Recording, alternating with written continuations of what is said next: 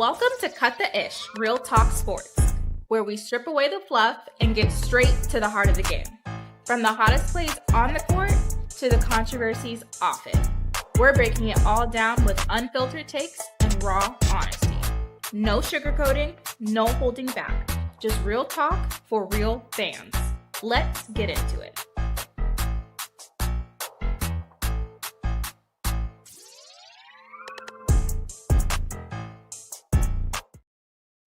Hey, how y'all doing out there in late night land? Well, I guess it's only 9 something, so it ain't too late. But hey, it's your girl, Keisha.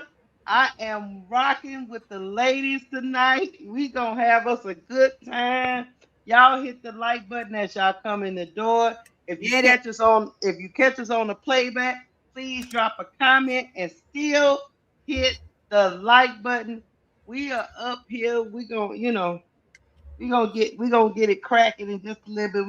We gonna do a live reaction to Angel Reese's interview with Michelle Obama. We're gonna play it in its entirety and react and stop it back and forth. You know how we do.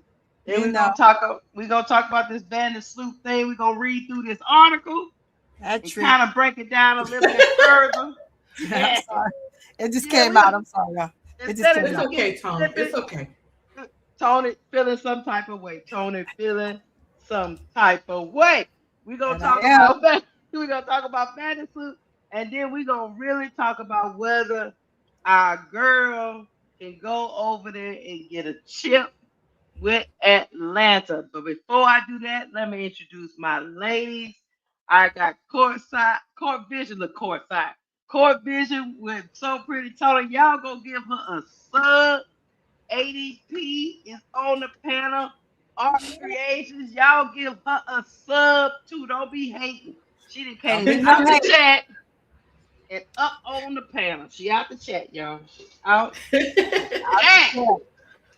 I want to say gonna hang with the crazy women. Yeah, she gonna hang with the crazy women. ADP, your did good yesterday, girl. I saw that. Yeah, I saw that. She coming up out the chat. She said they can't put her in the back no more. That's it. No. Coming up from hey ladies, hey Green Thumb, what's up there? What's going on? Black? What's up, big girl? Hey man, we in the place to be. The WNBA season is upon us. The off season it's been different. I know, right? It's been different. With all the CBA stuff going on, Kenny the quarterback. Window. I'm sorry. Dana Evans is running per Tony. She's a track star. I'm just saying. It's all right.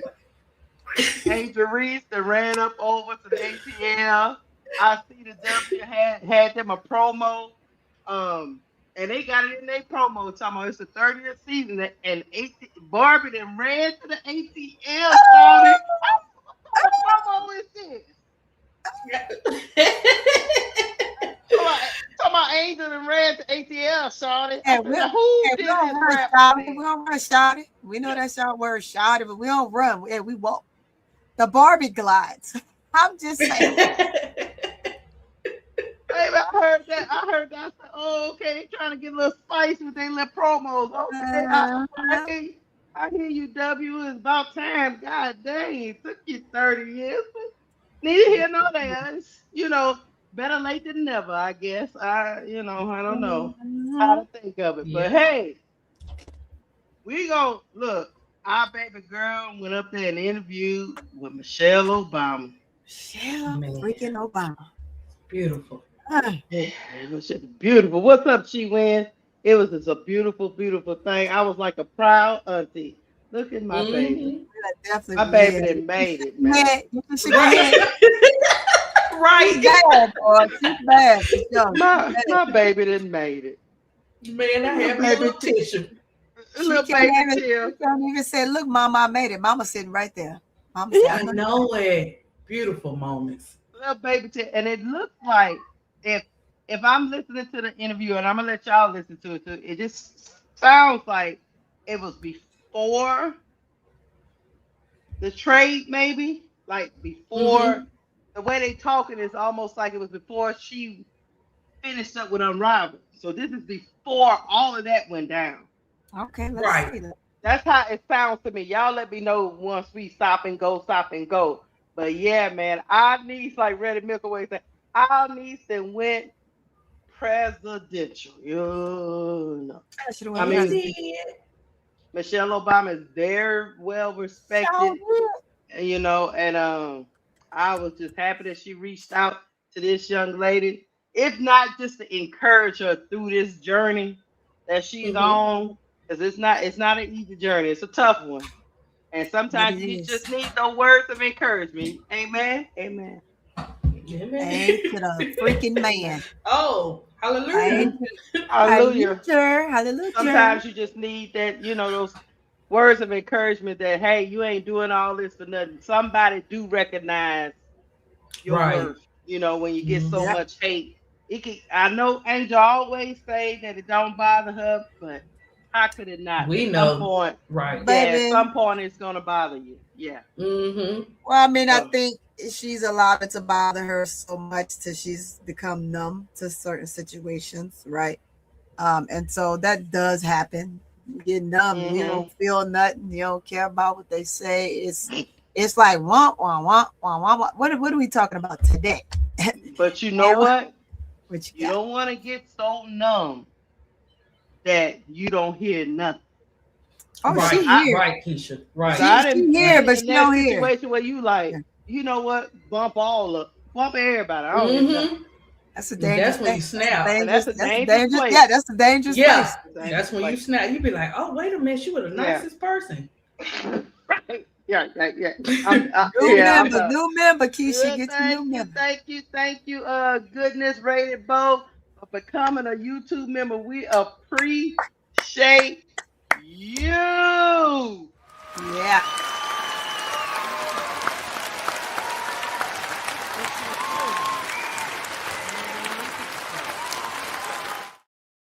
Yeah, I just want to make sure somebody's pouring into. I know our mother is because I pour into my daughter.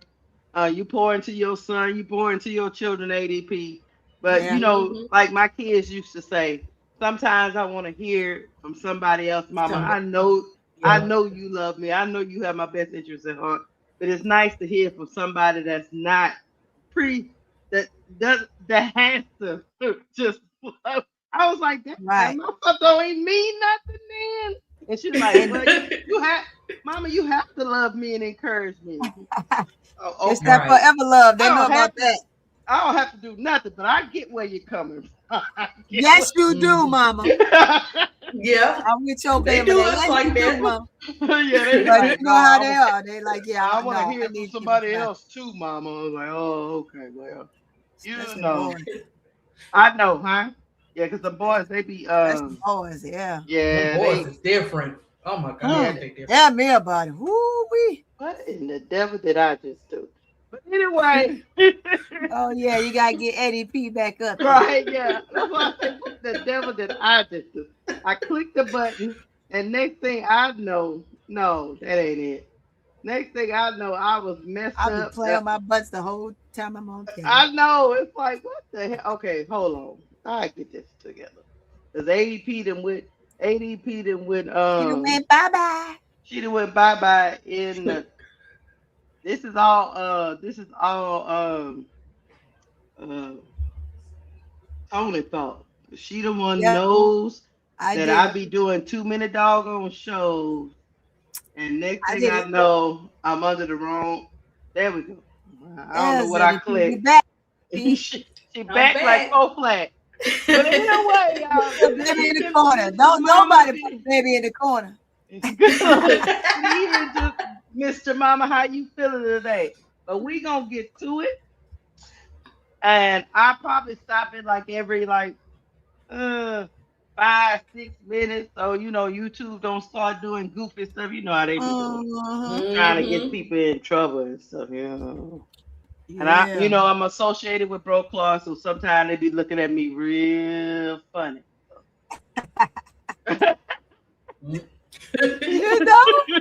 You know? They be looking at me real funny sometimes. All right, hold up.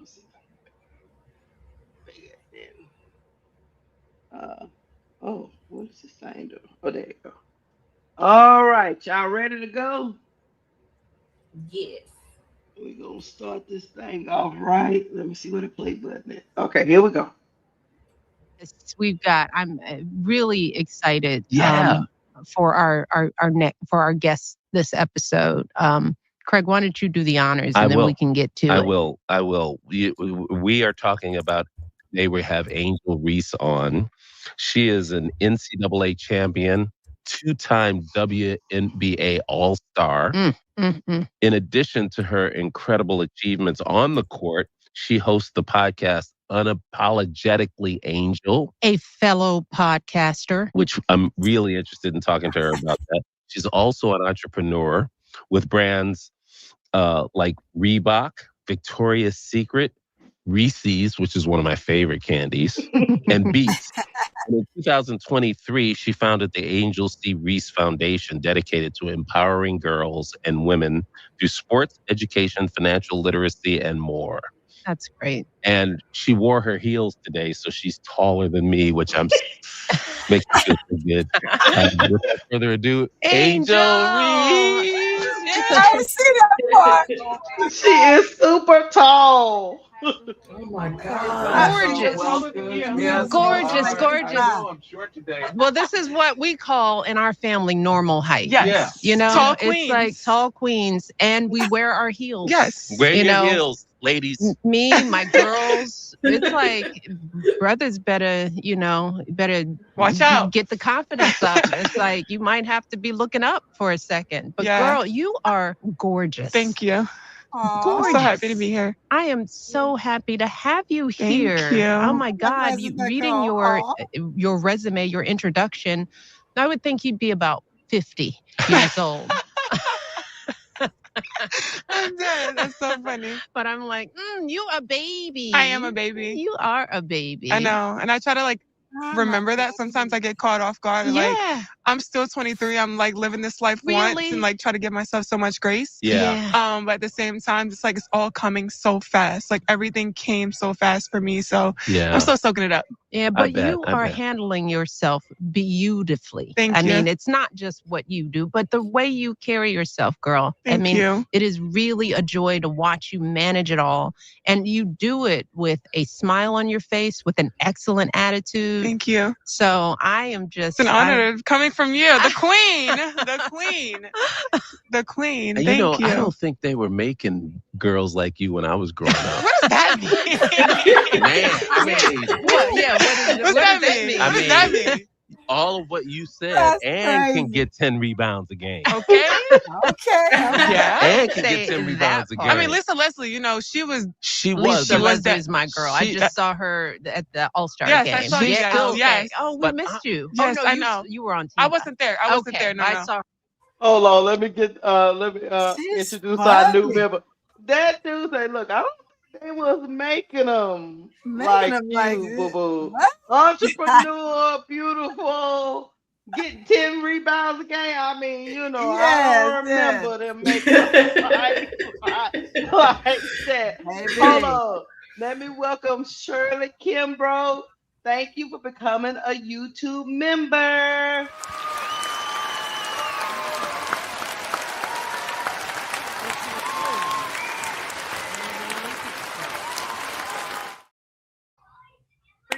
Appreciate you, Shirley. I mean, the Obamas. I forget. I don't know Michelle's maiden name, but her brother's tall. Yeah. Like, yeah. short I at saw all. him once. I saw him once when they were in the office, and yes, He's tall. he's tall.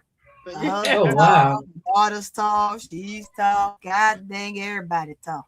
Yeah, but we'll keep going. I didn't realize they were that.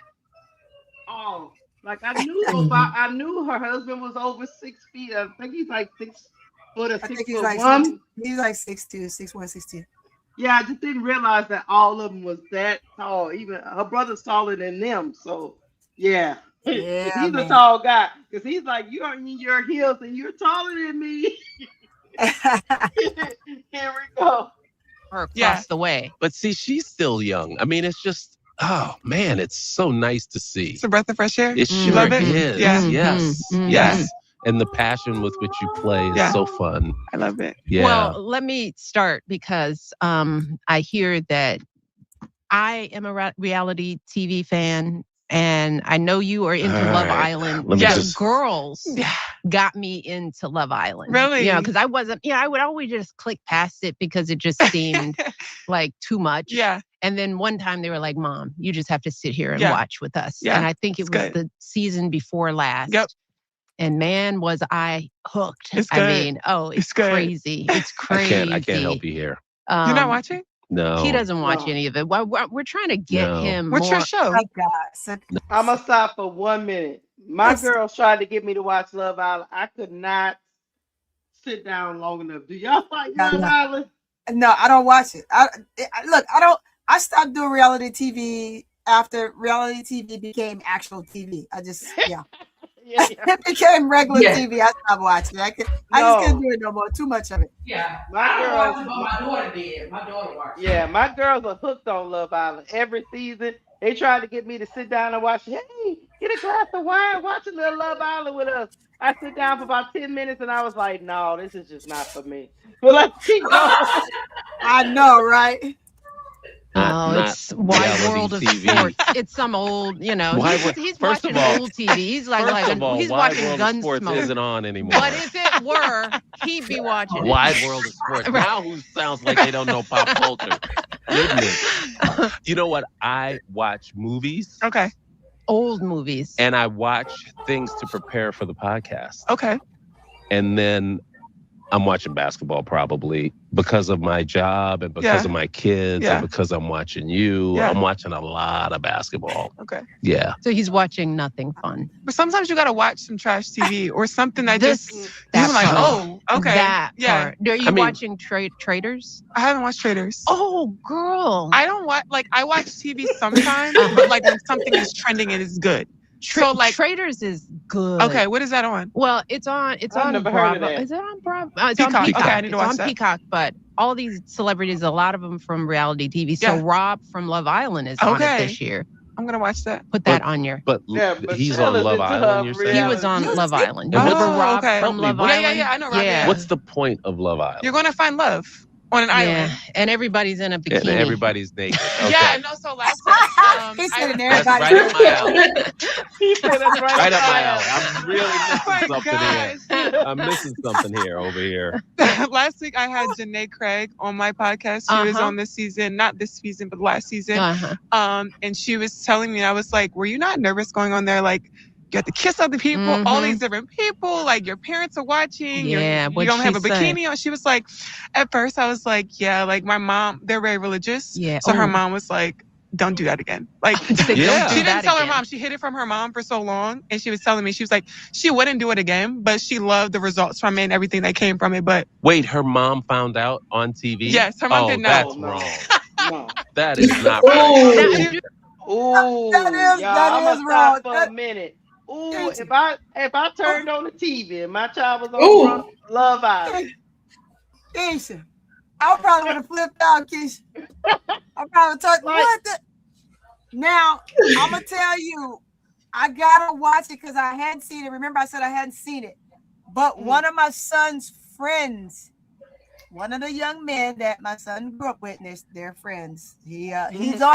So I got to go watch it. So don't tell me about it. Okay.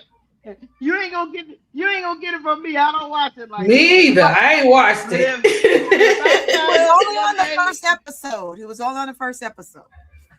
Some of them they bring back. If I got it one day and my child, I was walking by the TV and she in a bikini on Love Island, she better tell me that before she do it. That's all I got to say. Here we go. These kids do stuff now, you know. I know they do it, but please just tell a player. Just tell a player. So I can head off everybody else in the family because the phone ain't gonna stop ringing. Here we go. do think that's a little, I would be thrown if I looked up and Sasha or Malia were on TV in a bikini and I didn't know. Yeah. I'd be like, girls. And smooching up with a bunch of people. It's more than smooching up. They're doing it all. It's hot. They're having a good time. Mm-hmm. Yeah, and they all sleep in the same room. And they get paired up. They get coupled up. That is. And they're like young. They're like, everybody's like within their 20s and 30s and like trying to find love. Yeah. And it's like I always ask all of them, like, are you here to intentionally find someone or are you trying to win the money? Because at the end of the day, there's 50K on the table. So you're not trying to get married? Like a bachelorette? You are. It's not the end goal. It's not like you're going to get married. But this is just your But you also boyfriend need to live outside the villa. Like, a lot of them have lived outside. Like, Serena and Leah, they're like still with their partner. And they're still living outside the villa. Because you're in a villa. Like, you need to see what their everyday life looks like outside of it. So a lot of these couples get out and they get out into the real world. Yeah. And sometimes the relationships last and sometimes they don't. Yeah, some of them don't. But anyway. You trying to get me to watch? I'm trying to be interested. It's gonna be funny for you to watch. I know. I can't all this stuff. How do you like throwing them off? I like it. Yeah. I feel like I get to know different people in different professions that I never really think I would talk to. This is actually my first time going on somebody else's podcast because I like being in the one in control. And I'm like, I can ask you this, you can ask me that. Yeah, right. So this is my first time doing it. So I like to like now being able to be in a different seat and what it feels like. But I do really enjoy like getting to know everybody. And I make my space so people can come on there and be themselves and to feel like a safe space. Like, I don't want them to come on there and feel like this is a trap. We're trying to get drama. We're trying to get clickbait. Like, I don't want any of that. Like, I want them to just be able to come on there and just have a good time. And everybody that's been on there just has had a good time. And I really love it. Who is the oldest person you've had on? Probably Shaq. Wow. Oh, yeah. Shaq's probably the oldest. Yeah. And he ain't even that old. Shaq's probably the oldest, yeah. Okay. Shaq has been pretty instrumental. I saw the Reebok documentary. Yes. It was good to see him and in the sort of the quest to get Reebok back on the map. Yep. How's that going? How are you feeling? Yeah, it's been great. I mean, when I first started talking to him, Shaq went to LSU, and I went to LSU as well. So his daughter was in the recruitment process of trying to come to LSU, and he asked me one day, was like, "What will it take for you to come to Reebok?" And I was like, "I'm not really interested in signing a shoe." Like, this was before I won the championship, so people knew who I was, and I had a good following, but like, I hadn't done much. I didn't do anything, and I feel like being able to sign to a shoe brand was something that was like big. Wait, this was when you were still in This was when I was in college. And I hadn't even won the championship yet. I won the championship my junior year, but this was like September, October of my junior year. So I hadn't won anything yet. But so you were more concerned with winning, having a winning pedigree than cashing the check. Yeah, I wanted to win first. Okay, I wanted to Angel. win because I didn't want it to look like I was just based off of my name. Let's stop there. Smart. Hey, all these misconceptions. Oh, she just want money. She don't want to. She don't want to play the game. It seems like spilling tea. She's spilling tea.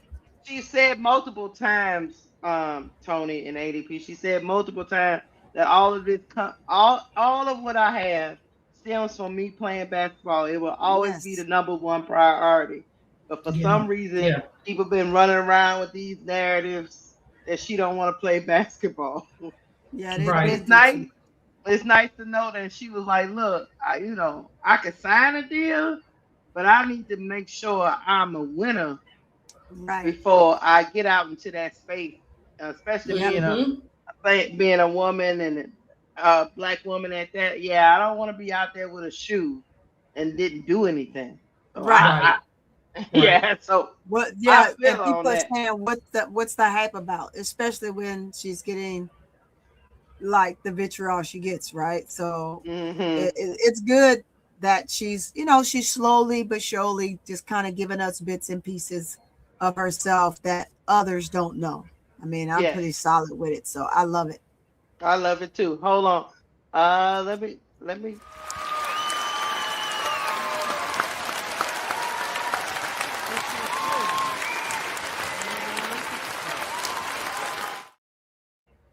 Thank you, Khalil Black. Gifted 5 cut the Israel Talk Sports membership. We appreciate you. Love it. Love it. Yes, and also like they said in the chat, I'm gonna go a little further, but see, Shaq knew what he was doing. He Of course. saw, he saw, Right. he saw in her before she even seen it. She was like, "Look, I need to Mm-hmm. see it. I need to see success first before I sign that dotted line." And he's Right. like, "I'll keep in touch with you, baby. You gonna be all right." She You said gonna it. be, and that's probably why their bond has been forged since college. You know what I'm saying? I And she love trusts it. Right. him, so That's it's a good great. thing. Yeah, it's a Yeah. great thing.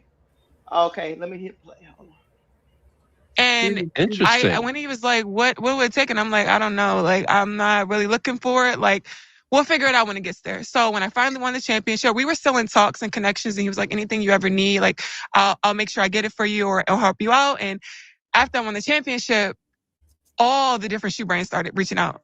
So I was like, okay, well, I want to go where I'm prioritized. Right. And to be prioritized as a woman, as a Black woman, and helping a brand to come back and regenerate where it was, that was something that was really important to me. I mean, everybody wore Shaqs, everybody wore AI. So they didn't have a woman that was the face of their brand. And Shaq told me, he was like, you could be the face of Reebok. And I didn't believe him at first. And I was like, I don't know, because I know how women can be percepted, and I just know how it could be for a woman in trying to get into that industry. And he was like, just trust me. Yeah. So I signed to Reebok, and we started just working together and building certain things. And I told him, like, I want to incorporate fashion with basketball. And that was the biggest thing for me. And since then, it's just been history. Being able to create the shoe it's just been phenomenal. Man. I love it, man. Where did you get your savvy and your maturity? I mean, just, you had a strategy coming into this. I mean, you know yourself, and I also saw the documentary on NIL, right? Yeah. When you were at LSU and watching you handle all of that. I mean, going to school, playing, starting, the pressure, and still basically working a full-time brand. Where did you get your sophistication, your strategic thinking? Yeah. Probably from my mom. Yeah. My mom was an independent single mom that raised me and my brother, and I knew I had to get to college on a scholarship. There was no way she was going to be able to pay out of pocket for school. So I was like, okay, let me find something that I know that I really love and enjoy to do that can get me to college. So I was highly recruited. 6th grade, 7th grade, 8th grade. I went to the University of Maryland initially. And Maryland. Baltimore. Because I wanted to stay close to home. I wanted to stay close to my family. My grandparents were the ones that took me places during tournaments, and then my mom took my brother places, and we always made sure it worked for us. So I always wanted to make sure I did it for my mom. And then when I finally transferred to LSU, I had already been posting on Instagram, like, I love fashion. I love having cute stuff. I love putting on my heels. Like, I loved all of that. So I was like, I need to make sure I continue to have a brand outside of basketball. That was just something that was important to me. I didn't know about NIL initially. I was like, we should be getting paid. It was new. Yeah. We should be getting paid. So the first 2 years, I wasn't getting paid. None of us were getting paid. Right. And the deadline, it was like July 1st. I was like, I need to find somebody to help me get my brand aligned with things that I want to do. And it was slow in the beginning. I always tell this story. I'm not signed to an agency, but I was working with Janine. That's my agent I work with now. That's Kirsty. She's not here. Oh, Janine's not here, but shout out to Janine. Hey, Janine. But I signed to an agency initially that Janine was with, and they told me that I wasn't going to make more than $2,000. This was at the very beginning. This was the very beginning of NIL. So I told myself, I know I'm going to make more than $2,000. I don't know what y'all talking about, but I know I'm going to make more than $2,000. And me and Janine left. We did our own thing. It was just me and her. And she left the agency. She left the agency with me. Okay. We took a bold step and we're like, we're going to do this on our own. So we started doing it. And then when we won the national championship, that's when we added 2 more people. But we're a very, very small group. Like, a lot of people are signed to really big agencies, but we're very small. It's just us. Like, it was all women at one point. Yeah. And then we have my financial advisor, my lawyer. Those are the guys that handle the big stuff. You let the guys the guys, the guys. Your mom? My mom is very. My mom sees all my accounts. I didn't trust anybody with my money except my mom. Yeah. And I knew nobody was going to backdoor me. Yeah. Outside of my mom. Like, I knew my mom was going to be the one for me. So I kind of had the plan, and I took risk. I was like, I'm going to do this. This is what I want to do. I know I'm going to be able to do fashion. I'm going to be able to be a basketball player. I want to start a podcast. I can do it. And I just had big dreams. And luckily I was able to accomplish them at such a crazy fast pace. But I definitely had a plan. For sure. Yeah. You. Hey, I'm gonna stop right there for a minute. Hey, yo, they told that girl she was gonna make $2,000. So that's it. That's what they told her she was worth, Keisha. Who does some bull it like that? One of my bosses did me like that. You, but really? the thing is, though, you are a company that is supposed to thrive and find ways to help athletes make more, right? But you just flat out said that. To me, I'm gonna tell you what it spells, and this is just me, right? Okay. They saw what was going on with Angel online, and that was probably their way to probably try to get rid of her and get her out their hair so they wouldn't have to deal with it, right? But shout out to Janine for taking that step and saying, "Oh, you crazy? Oh, she about to be big time. I'm taking her with me." Heck yeah, you know what I've seen her do already online? Do you know how many followers she has? Oh yeah, we're gonna make this work. $2,000. Shout out to Janine to say, "Are you crazy?" Right. That's what comes down to the conversation. You always gotta know your worth when you in negotiation. If you don't know your worth, you don't know you being lowballed, and you'll take any kind of deal. You gotta know your worth. I agree. Damn it, I agree. That's big time. Nothing clicked, ladies, when Janine was like, "Okay, here's my resignation. I resign." Right. I was like, "Well, wait. Well, wait. Nothing clicked, Keisha. It didn't click. I'd have said at my cubicle like, "What you doing?" Hey, that's that one mindset. That's having a one mindset type of deal. You know, it's like, "Oh, with your $2,000." I love it, man. Talking mad junk. I bet you they was talking mad stuff too. I love it, man. You going with that little girl? You gonna quit your job, Janine? Janine said, yeah. She said, yeah. Because I know. Look, Janine saw Angel, heard her vision, and was like, "This is a play after my own heart. Let's go. Let's run with it." Hey, if I fail, I can go back and I can reapply at another firm, right? I can do something different. I have enough clients that I brought into this business to afford to be able to possibly go to another agency, or maybe they'll rehire me, right? If it all fails. But she saw something big in Angel's future, and I am so glad she took that step, because and then another thing, where they are now. Yeah, another thing too, you gotta look at, if you notice with certain companies, it be the people that they look down on that be giving them all them $1 million ideas.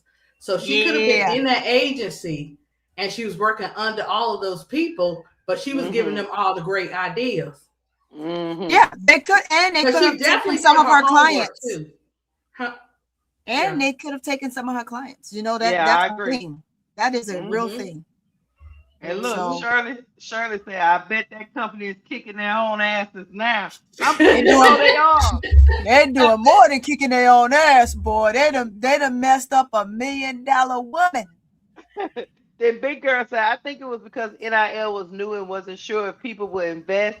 But her first NIL was those pimple color patches." I remember that, Big Girl. We remember, yeah. And you know, at the beginning of NIL, I will give companies a little reprieve, Big Girl. You bring up a good point.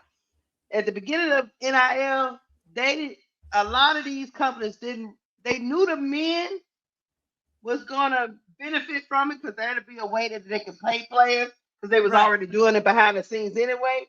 But with women's college sports wasn't making money like that. So they like, well, how we gonna make money off of them when they sport don't really make money? But they didn't realize that women are the biggest sellers of products. Yes. Because we have the gift for gab, Keisha. Yeah. We buy the most stuff. We buy the most stuff. We believe in putting ourselves out there. Where guys, they'll just kind of take whatever comes their way, right? Right. And I'm just being real on that. And if you're a male in the chat, don't take it personal. Please don't take it personal. You guys, somebody brings something your way. He's like, oh man, that sounds like a lucrative deal. Somebody else come and say, well, yeah, man, you ought to take that. And so you take it because it offers you some money, right? And the key word is some money, not full money. Where a woman is constantly, the wheels are turning all the time. Our wheels never stop turning. That's why y'all get so pissed at us, because you talk too damn much. They get mad because I'm too damn pissed. They be on our head about talking so much, but hey, that's the only way we know to get ourselves. Tony, we go into makeup. Look, I take my girls or me, we go up and alter. Oh, even if I'm with my sister too, about a 2 hour. That's about a 2 hour trip. And a man is like, "What y'all doing in there? Go up in there and get whatever eyeshadow y'all want and come on out of there." But my girls is on one side of the stove. I'm on one side of the stove. We done tried about 1,500 things while we up in there, and we spend money. Let's try this new mask. Let's see how this do on our skin right here. Let's try this. Let's try this lip mask on our lips. So we spend a lot of money, man. So hey, we go. I hear people. So yeah, girl, we gonna get back to the thing. Yeah, man, we spend a lot of money. So a lot of money, a lot of time, a lot of products to come up. But they know that's why we end up with about 50 products in the bathroom and one small bathroom. Products everywhere. Y'all know that. Come on. I was cleansing the bathroom today. Like, what is this? I'm throwing it away. What is this? I'm throwing it away. Right? Stuff you ain't even I ain't used this in about this been here. I'm throwing it away. All right, here we go. You do this podcast thing. We treat this like you're at our house, so we like jumping around on all different stuff. Because I want to go back to when did you fall in love with basketball? Did you play other sports? I want to hear about you growing up. Yeah, so I did. I ran track. I did cheerleading. When running track, did you run, field? What did you do? I was running. Well, what? Let me tell you the story. I was running a 400 one time. Ooh, that's my mom was out there, and I was running. I did my first lap, and I just stopped in the middle of the track, and I fell out. And I was like, "Mom, I can't do it." She was so embarrassed. It was at a meet? It was at a meet. It was thousands of people there. Well, let me tell you, that's what the 400 makes you feel like. Like you want to stop. Rewind that, Keisha. I couldn't do it. That girl said she fell out in the middle of the track.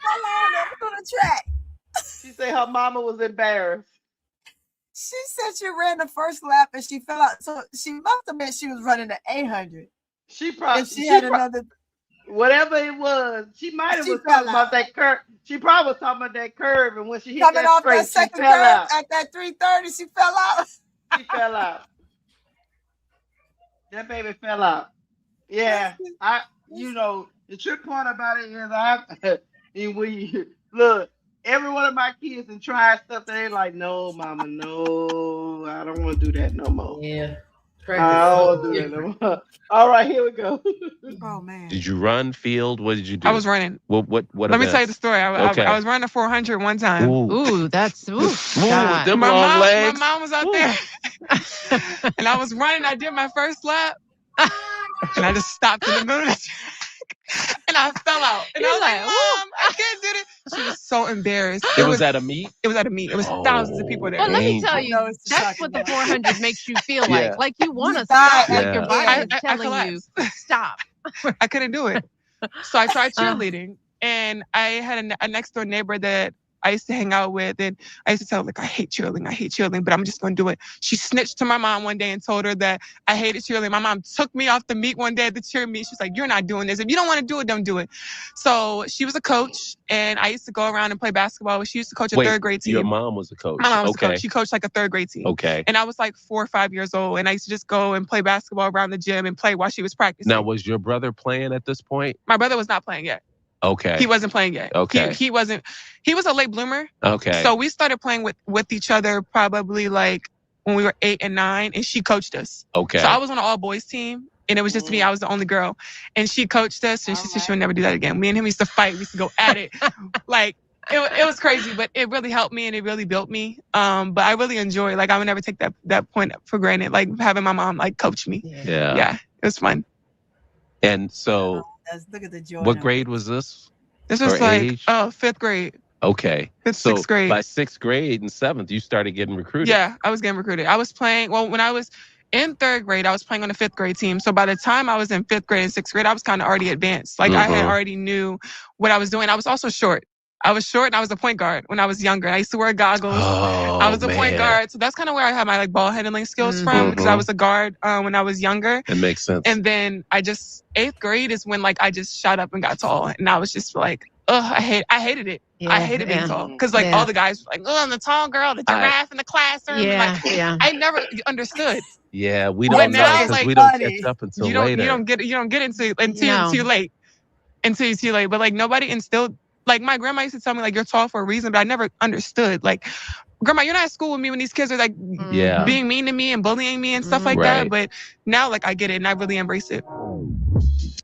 All right. Look, that is so funny. Now I get what she's talking about, right? Because I ran the 400, and you're running super hard the whole lap, and your legs give out. Like right before you cross the line, you're tired, you're lethargic, you ran hard, and you coming in and you just kind of trying to stop yourself, and you just kind of fall, and you just out on the track.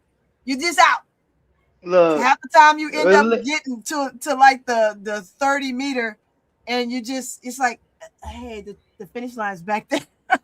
Well, look, at least she got out the car. My daughter wouldn't even get out the car. My son got out the car.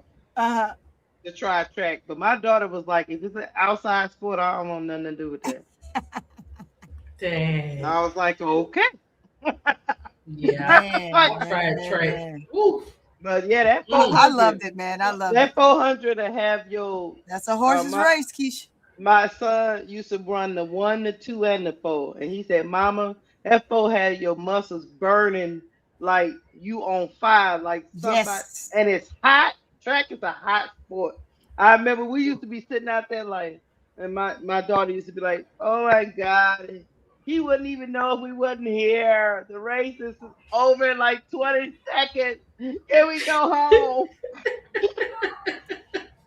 But see, that's hard because they haven't, like, you run the 400. There's the, no, you run the 200, then the 400, then there's the mile. And then it's the 400 relay.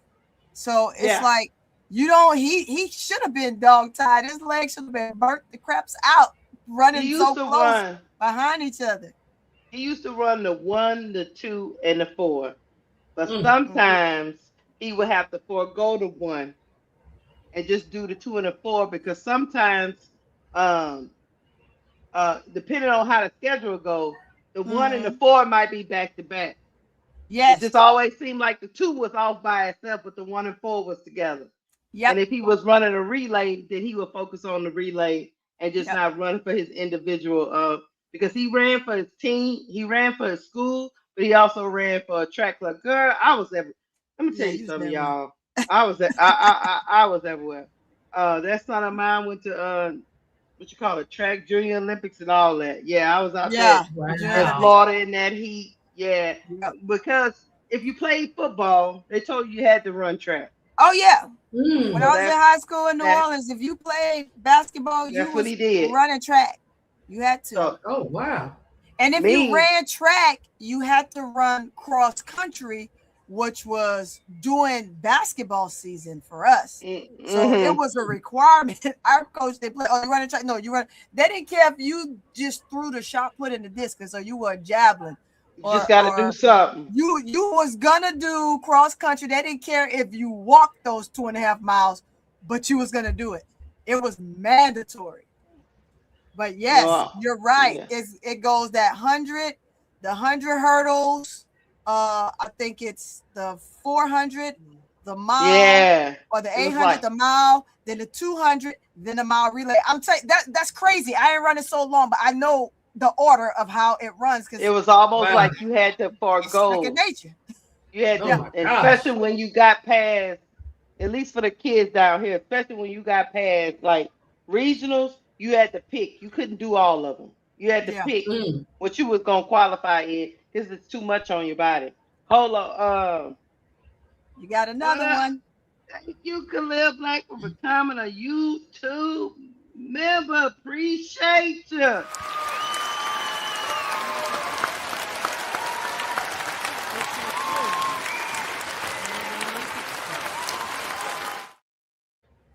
All right, y'all. We're gonna get back to the thing, but yeah, girl. Yeah, that was. When my kids grew up and could do their own thing, Lord Jesus, help me, Lord.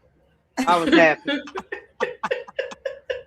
I was happy, y'all. Oh, here we go. I think that kind of helped me with rebounding as well. I'm sure. Yeah. Okay. It probably did. My mom was. That's why I appreciate what progress. There we go. Does your height come from? Who's my whole family? My granddad is 6'5". Okay. Yeah. Everybody's tall. My mom's 6'1". My dad's 6'9". My brother's 6'9". My other brother's 6'9". So everybody was tall. So in high school, I was being heavily recruited, and then my first 2 years I played volleyball. I won 2 championships in volleyball. Oh, you just winning everywhere. I love volleyball. It was so fun, and I thought it was something that could just continue to help me. I think that kind of helped me with rebounding as well. I'm sure. Yeah. It probably did. My mom was a great rebounder, though.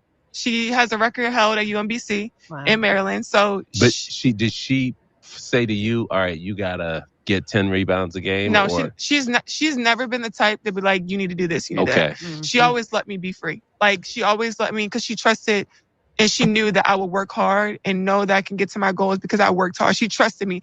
Now, my brother, on the other hand, when he went to college, she was like, "What are you doing this?" But she knew that I was going to always be successful because she trusted me. Yeah. Did you guys, were you guys, what was your relationship like with your mom? Yeah. Was it like, were you like friends? Was she like, I'm not one of your little friends? Yeah, that was that. Until I got to college. I loved her when we got to college. I didn't have to come home at a certain time, do certain things. And me and my brother are 11 months apart. Okay. So we used to try to be like, close to we used to try to like, hey, let's do this.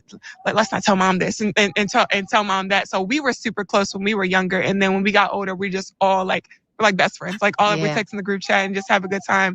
And I think parents understand once you're out of the house, and like, we're adults and we understand what life is about now because you've taught us so many great things. And I think you know that we're not going to do anything crazy or get in any trouble, because I know you're going to get on me. That's right. It's like, you got to be more afraid of me than you are I'm your afraid little of my friends. mom. Yes, I'm still afraid of my mom. Yes. Yeah. And I said that too. My girls did the same thing. I was like, I'm good with that. I think a little fear is good for all the parents out there. It's like, let your kids like you when they're adults. Yes. But until then, they should be a little afraid. Yes. Just a little afraid. Yeah. I tell my kids, I'm easy to manage. Yeah. Just do what you're supposed to do. Yeah. Yes. I'm easy to manage. Did you guys go to the same high school? Initially, no. He went to a public school and I went to a private school my 4 years. And then I used to tell him, like, I don't like the situation. And I used to tell my mom, like, I wasn't liking the situation, so he needs to come with me. And like, I used to always watch over him. I didn't like the situation at the public school. Yeah. Because public school sometimes is like, it's too much going on. Why this girl sound like my daughter with my son? Yeah. My daughter was telling me today what her brother should be doing right now.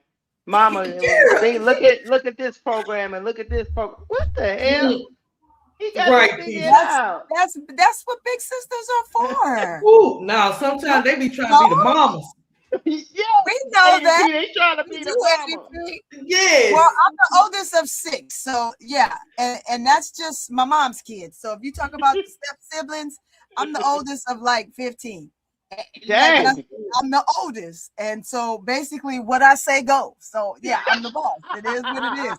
Yeah, no matter what. That's my daughter be thinking too. Sometimes I'll be like, "Girl, who are you?" So I know where your daughter coming from. I know where both of y'all daughters are coming from. Why you call me with a bulletin list? I'm your mama. What the heck? Right. You have to think in your mind, like, wait a minute, who you talking to? Let me calm down. Yes, I do have bully tendencies, but I'm not a bully. I just say what I mean and mean what I say, and you do what I say. Yeah, like I tell my son all the time, when you bring the girls home, they ain't got to get. Look, I'm easy peasy. The girl, your sisters is who you. Right. They got to get past them.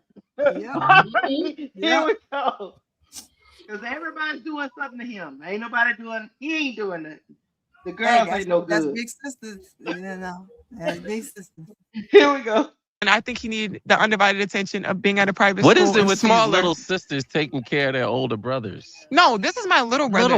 This is your my little brother. Yes. Okay. I kind of felt like I knew what was best for him. Like I got you. Okay. And he was successful. He was able to still thrive, but I had to watch it. Like I always say, my mom just lets me be independent, and she still babies my brother. I'm like, you have to let him live life.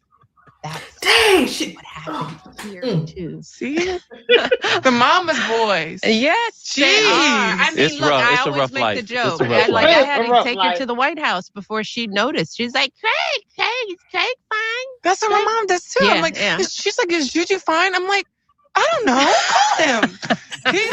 He's playing with the G League in Toronto, and she went down to set his room up. I'm like, what are you doing, Mom? Yeah. Like, what?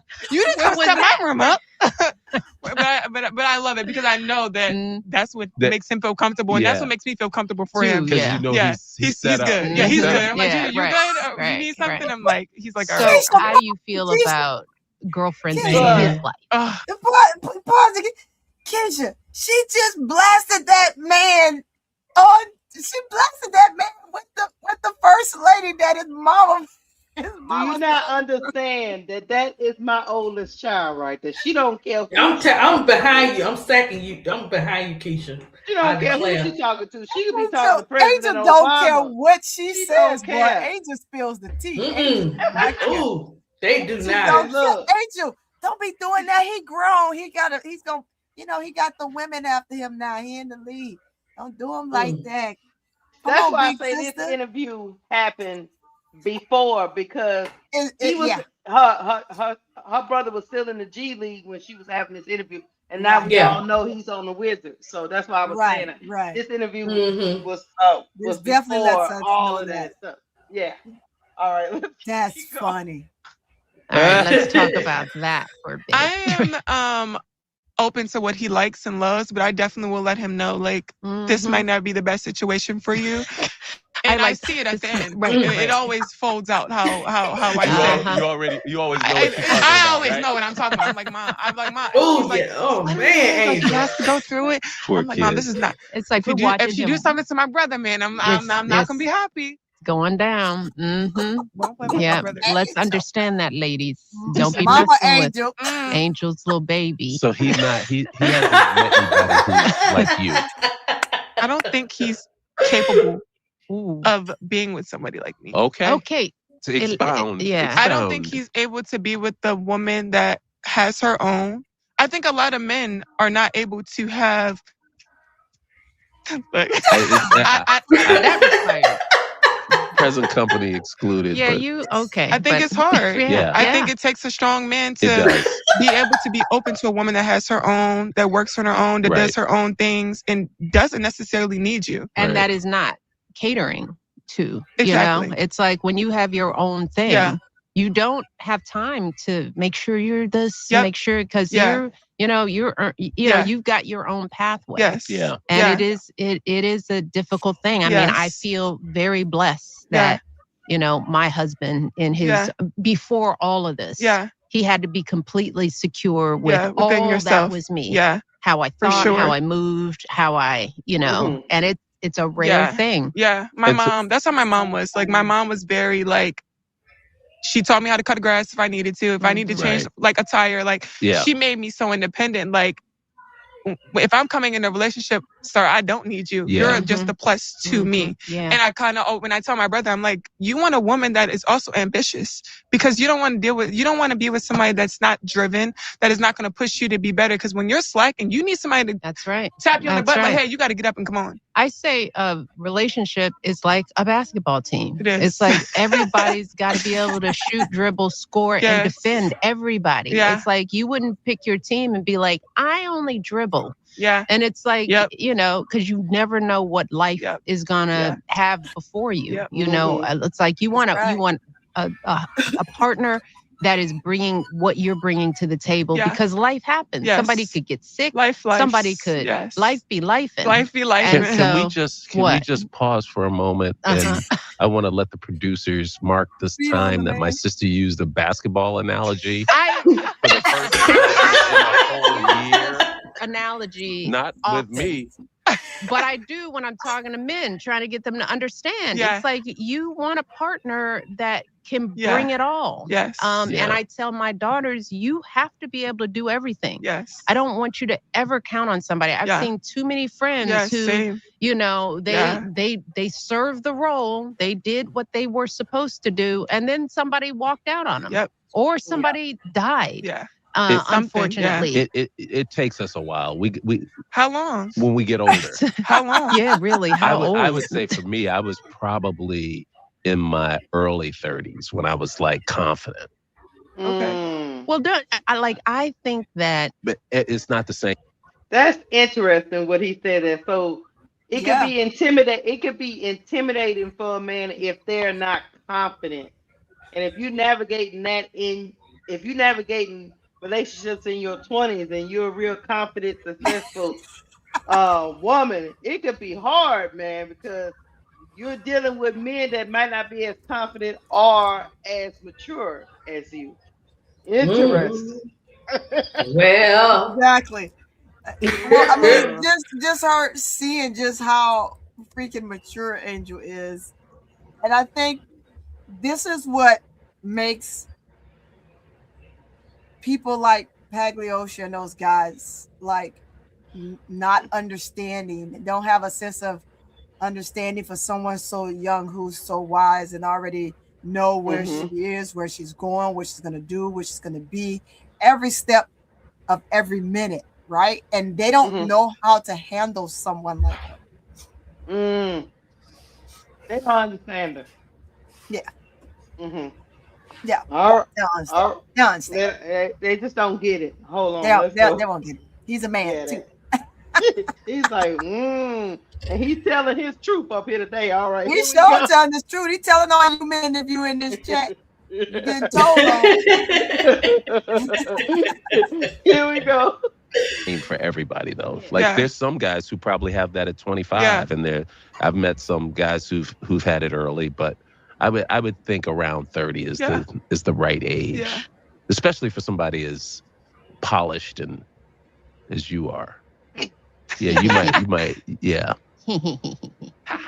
Sorry, I cut you off. No. I want to hear your opinion as the man. I never understood though. Yeah. But is it? I want to know. Do you feel like it's a threat when you were younger in your earlier days? Do you feel no, because I grew up in a household of strong women. Yeah. I didn't see it as a threat. It was more I wasn't ready to be as responsible as you or as my sister was at an earlier age. Okay. I was still, I was trying to play basketball. I'm trying to be out there and see what this all brings. And then when I stopped playing, I was trying to make a living. Yeah. And I was really focused on that. I think it's like the lifestyle too. Like you get so caught up in the lifestyle, especially the guys.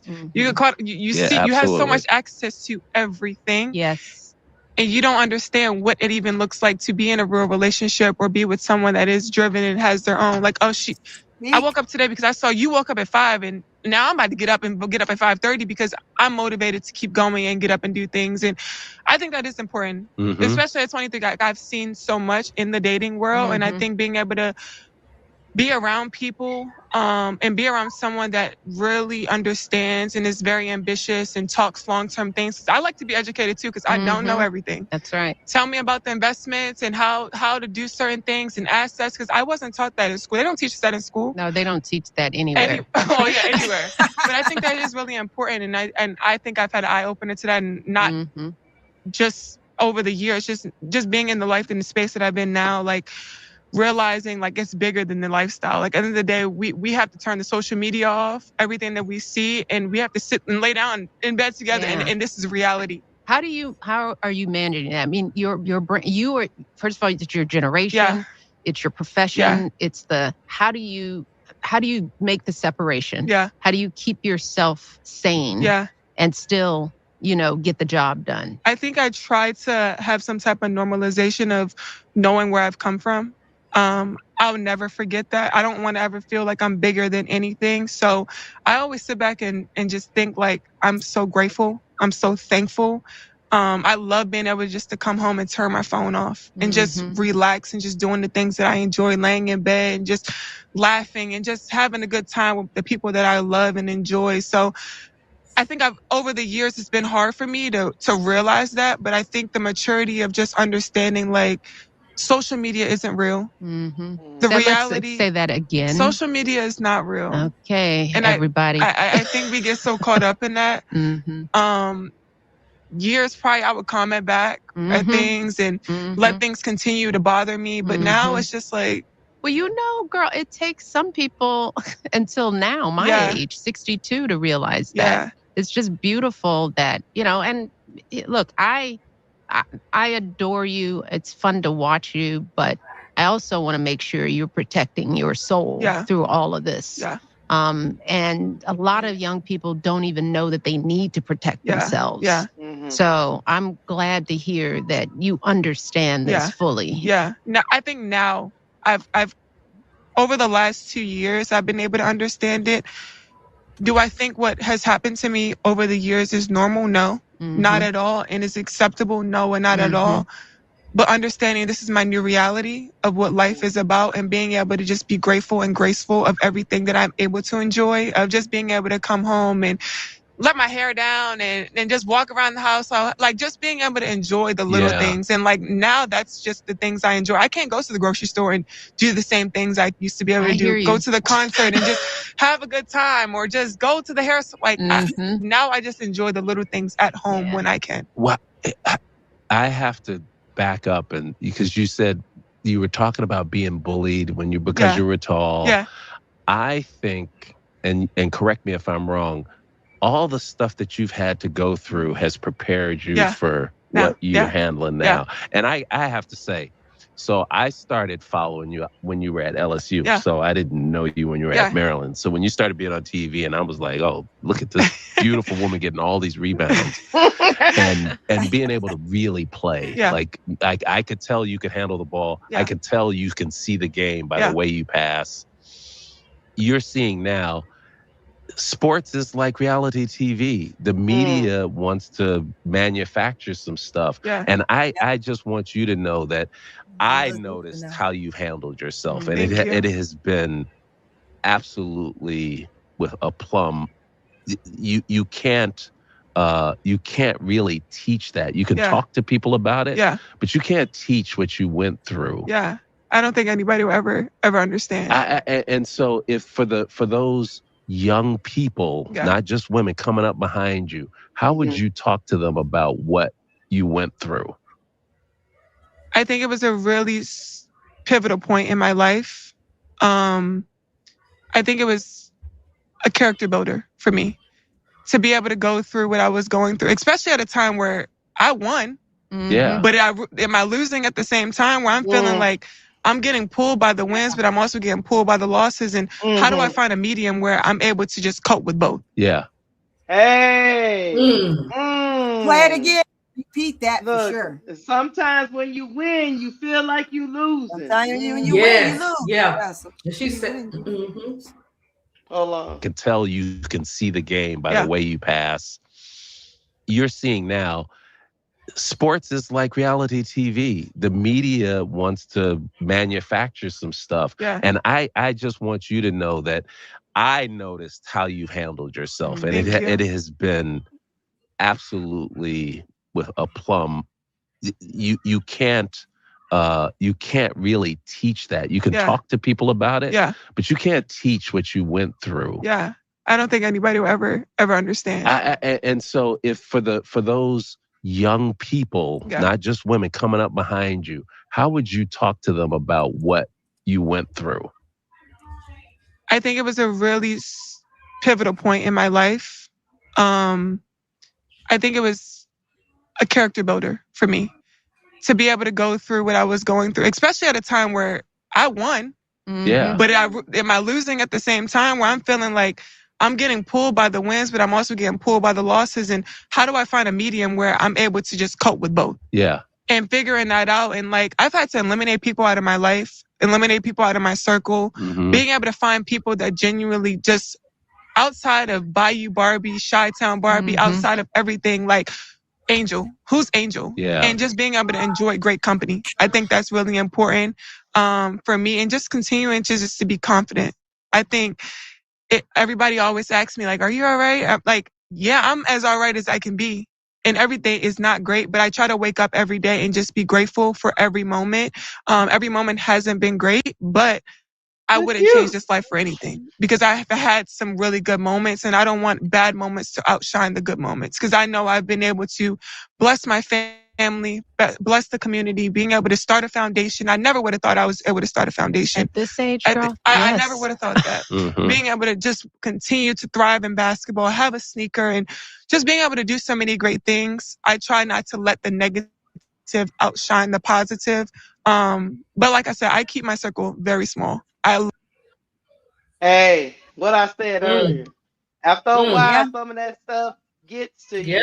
Even it's heartbreaking for me to hear her say, even in the time when she should have been on top of the world, she was winning, right? She won. Yeah. Right. Still felt like you were losing. You were losing because of the attacks all the time. Because of the attacks. And then you also feel like you're losing when your circle around you is shaking. When you feel like people don't really have your back. And then it's hard. It's hard for young people. Right. Bump that people in general. It's hard for people to eliminate people from their circle. People don't like to get in You don't, because you don't want to start over. And you want who's in your circle to understand you to the fullest, but they can, like she said, they can never fully truly understand. So it's hard for them to see where she's coming from in a lot of instances or situations. Like the one friend that they hung out doing the boxing match, right? And they hung out for a little while, and they had the conversation on our podcast, and she was like, man, Angel, if you're Angel's friend and she call you, she tell you that you better, first of all, you better answer that phone too. And here's what she's saying. If she say no, then no is no. Like, you gotta kind of like be that type of friend that know that she's coming from a good place. And reason being is because she's going through it and she sees it and feels it in every day, where we on the outside as individuals would not see what she sees. So her going through the fire and knowing and being able to pick it up and trying to get you, excuse me, to navigate through it or see it before you get to that place. It's hard for people on the outside to really understand that. So most of the time we're like, huh, what are you talking about? No, that's not really the case. When, hey, sometimes you just got to add heat, and people and friendship, I don't want to say people, but friendship such as what Angel has is very rare to come by. And you would hope that anybody that is in her circle, like she said, is very, very small, and she could count on one hand, right? So that means that they know her. And if she says something to the fact of whatever, right, that they're going to respect that, as well as if they see something, they're able to tell her that, look, this is what's coming forth, and she would be able to believe and trust and know what they say. And that's the only way that type of stuff works. But a lot of times we are everyday people, and we don't get to see stuff unless it slaps us in the face. Now, I'm gonna say, I'm on the other hand, no, I see that shit coming. I would say this. Oh, go ahead. Go ahead. No, I was gonna just say, guys, remember in her first season, probably first and probably second season, she kept repeating it. Like she's dropping receipts as she continued to go through what she's going through. And she would say, they would be like, congratulations, you made this many points, or congratulations for this. And she always kept saying, I never have time to enjoy it. I never have time to congratulate myself, because it was so much negative hitting her that she just never had time to enjoy it. True. And the other thing is, when you're navigating through that type of stardom, a lot of people is gonna approach you pretending to be a friend, pretending to be want to be a part of your circle, and going through that process of eliminating people is tough, man. It's tough for young people. It's tough because it's hard for them to recognize. Like me and you and ADP, we didn't live the little life, so we can kind of recognize it on the way in the door. Young people don't see it all the time off the rip. They usually sometimes they get burned before they realize, hey, maybe this person shouldn't be in my circle. So yeah, it's tough to deal with at a young age, especially when you're going through external factors with all the stuff that was going on in her life. So y'all, hey man, I knew she was gonna be honest. You know how Angel is. Yeah, she don't hold no punches, baby. And this kind of remind me. I don't know if you guys read the book yet. Viola Davis got a book called Finding Me. This is kind of like Finding Angel. The way, the way that this show is going. I have not. I do need to read her book. It's deep, Tony. I need to read hers. Deep. I need to read. I'm gonna have to read that. So it's called Finding Me, huh? It's deep. If you ready for deep, it's deep. Okay. Well, let's do a book session. Let's do a book live one day. Yeah, we could. Yeah, I'm gonna have to read it. I'm gonna have to read that thing. All right, I gotta read it. Love one who I love one. I am big on loyalty. I love the people around me. I appreciate you guys for making this a safe space for me, because, like you said, the media has not always been great for me. No. I'll take a fine. I'll catch a fine, especially in the WNBA. I'll take a fine before I have to go to media and feel like my back is against the wall. Yeah. So I really appreciate you guys for allowing me to come on here and this feel like a safe space, and one of the safest spaces that it's been in a very, very long time for me. Well, we've had our share. I mean, I completely understand, the challenges that you face, but doing it at 23, I mean, by the time we got in the White House, we were in our 40s. Right. So it's like a big difference to have to deal with that kind of spotlight. So tell me this, the negative stuff that you've been through, I don't want to stay on the negative, but the negative stuff you've been through, has it changed your passion or love for the game? No.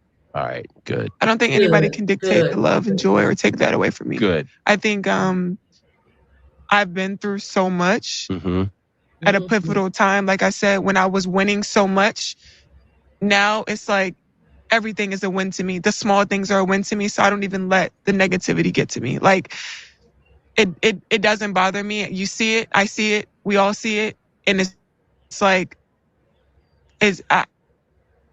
I've grown to have a skin where you can't break me. Yeah, good. You just can't break me. And I feel like I've learned over the years also, when I've spoken out on those things, of things that I have gone through, it's backfired, or anything you say. I feel like you damn if you do, damn if you don't. You say something and it's a problem. You don't say something, it's still a problem. And you know that the people you have surrounded yourself with, your family, your team, those are the only people you need to care about. And that's what our mom used to tell us. Just worry about who's at this kitchen table right here. Don't worry about these other folks. Yeah. It's like, come here. Come home to be loved. You need love. Come to your team. Go to your team or come to home. And that's true for everybody, quite frankly. Everybody should be that way, but it's hard, especially your generation, when everything is judged And hearing you talk about social media like a 60-year-old makes me happy because I know you're not sitting there swiping and going down a rabbit hole and like, oh man, I might just give up playing because this ain't worth it. I can be a fashion designer. I can be a shoe salesperson. You can do whatever you want. Yeah. No, it just makes me go harder. Like, good. I have so many goals. It's like, if I stop now, I proved you right. And I proved you right. Like, and I have nothing to prove to anybody but myself. And I just know, like, I want to continue to do the things that I want to do. I'm not going to let the outside control my own narrative of what I want to be and what I want to do. I'm so happy to hear that from her, y'all. Like, it's a relief, right? Because you sit back and you wonder, man, mental, right? And so mental. Sitting on someone's couch, learning this and going through it, and having her mom, like when she first came in the league, remember she talked about how, she would call her mom every day, and her mom, would just kind of talk to her. And they were talking about that during the interview when she had her mom on her podcast, and just things like that, right? So constantly having someone that you can turn to and mold to, like your mom, like her mom is her best friend. So is different when it's more of a mom and a sisterhood type thing that they have versus just, oh, I'm your mom and you do as I say and then that's it, right? So having that and then being able to actually see somebody, because at some point I know she saw somebody, right, to help you here, because when all that's going on, remember she had a lot of dark days. And her dark days caused her to do what? Like she said, get on social media and clap back. And I'm just glad that she's getting through it. It's never going to go fully away, but at least we know that she's okay now, right? Because she's at a place where she's okay. It's happened so much that, like I said before, you become numb to certain things. And like you said, Keisha, you don't want to be completely numb because you don't want something to punch in the mouth later on. And then, but I totally am happy to hear that this is where she is, the place where she is, her mindset. And then now learning to just turn her phone off, right? Because she would never turn that thing off.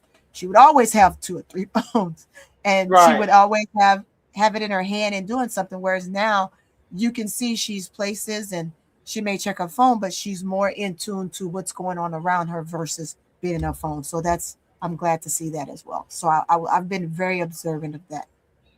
I will say this: being an athlete is already hard. I mean, it's a hard life striving for greatness, especially because you are measured by wins and losses in any sport that you do. So you're already in something that's highly competitive. Yep. And you need somebody to help you navigate through things. I used to tell my kids that I birthed and the kids I used to coach, look, if you go down that rabbit hole, if you go down that dark hole, just don't go down that dark hole by yourself. Nope. Take me with you. Call somebody, let them go down that hole with you, and make sure you're not by yourself so they can pull you out of that black hole. Because you can go down that hole with injuries. You can go down with people saying you're not performing right. It's so many. Yep. It's so many different rabbit holes athletes can go down that can affect their performance. It's just that with her, she has to also deal with the social media aspect of it, along with being just an athlete trying to navigate through their sport, where every day your job is measured by wins and losses. Yes. That's stressful. That's stressful in itself. Just imagine if you went to work every day and they say you lost today. Yep. Do better tomorrow. Do better tomorrow.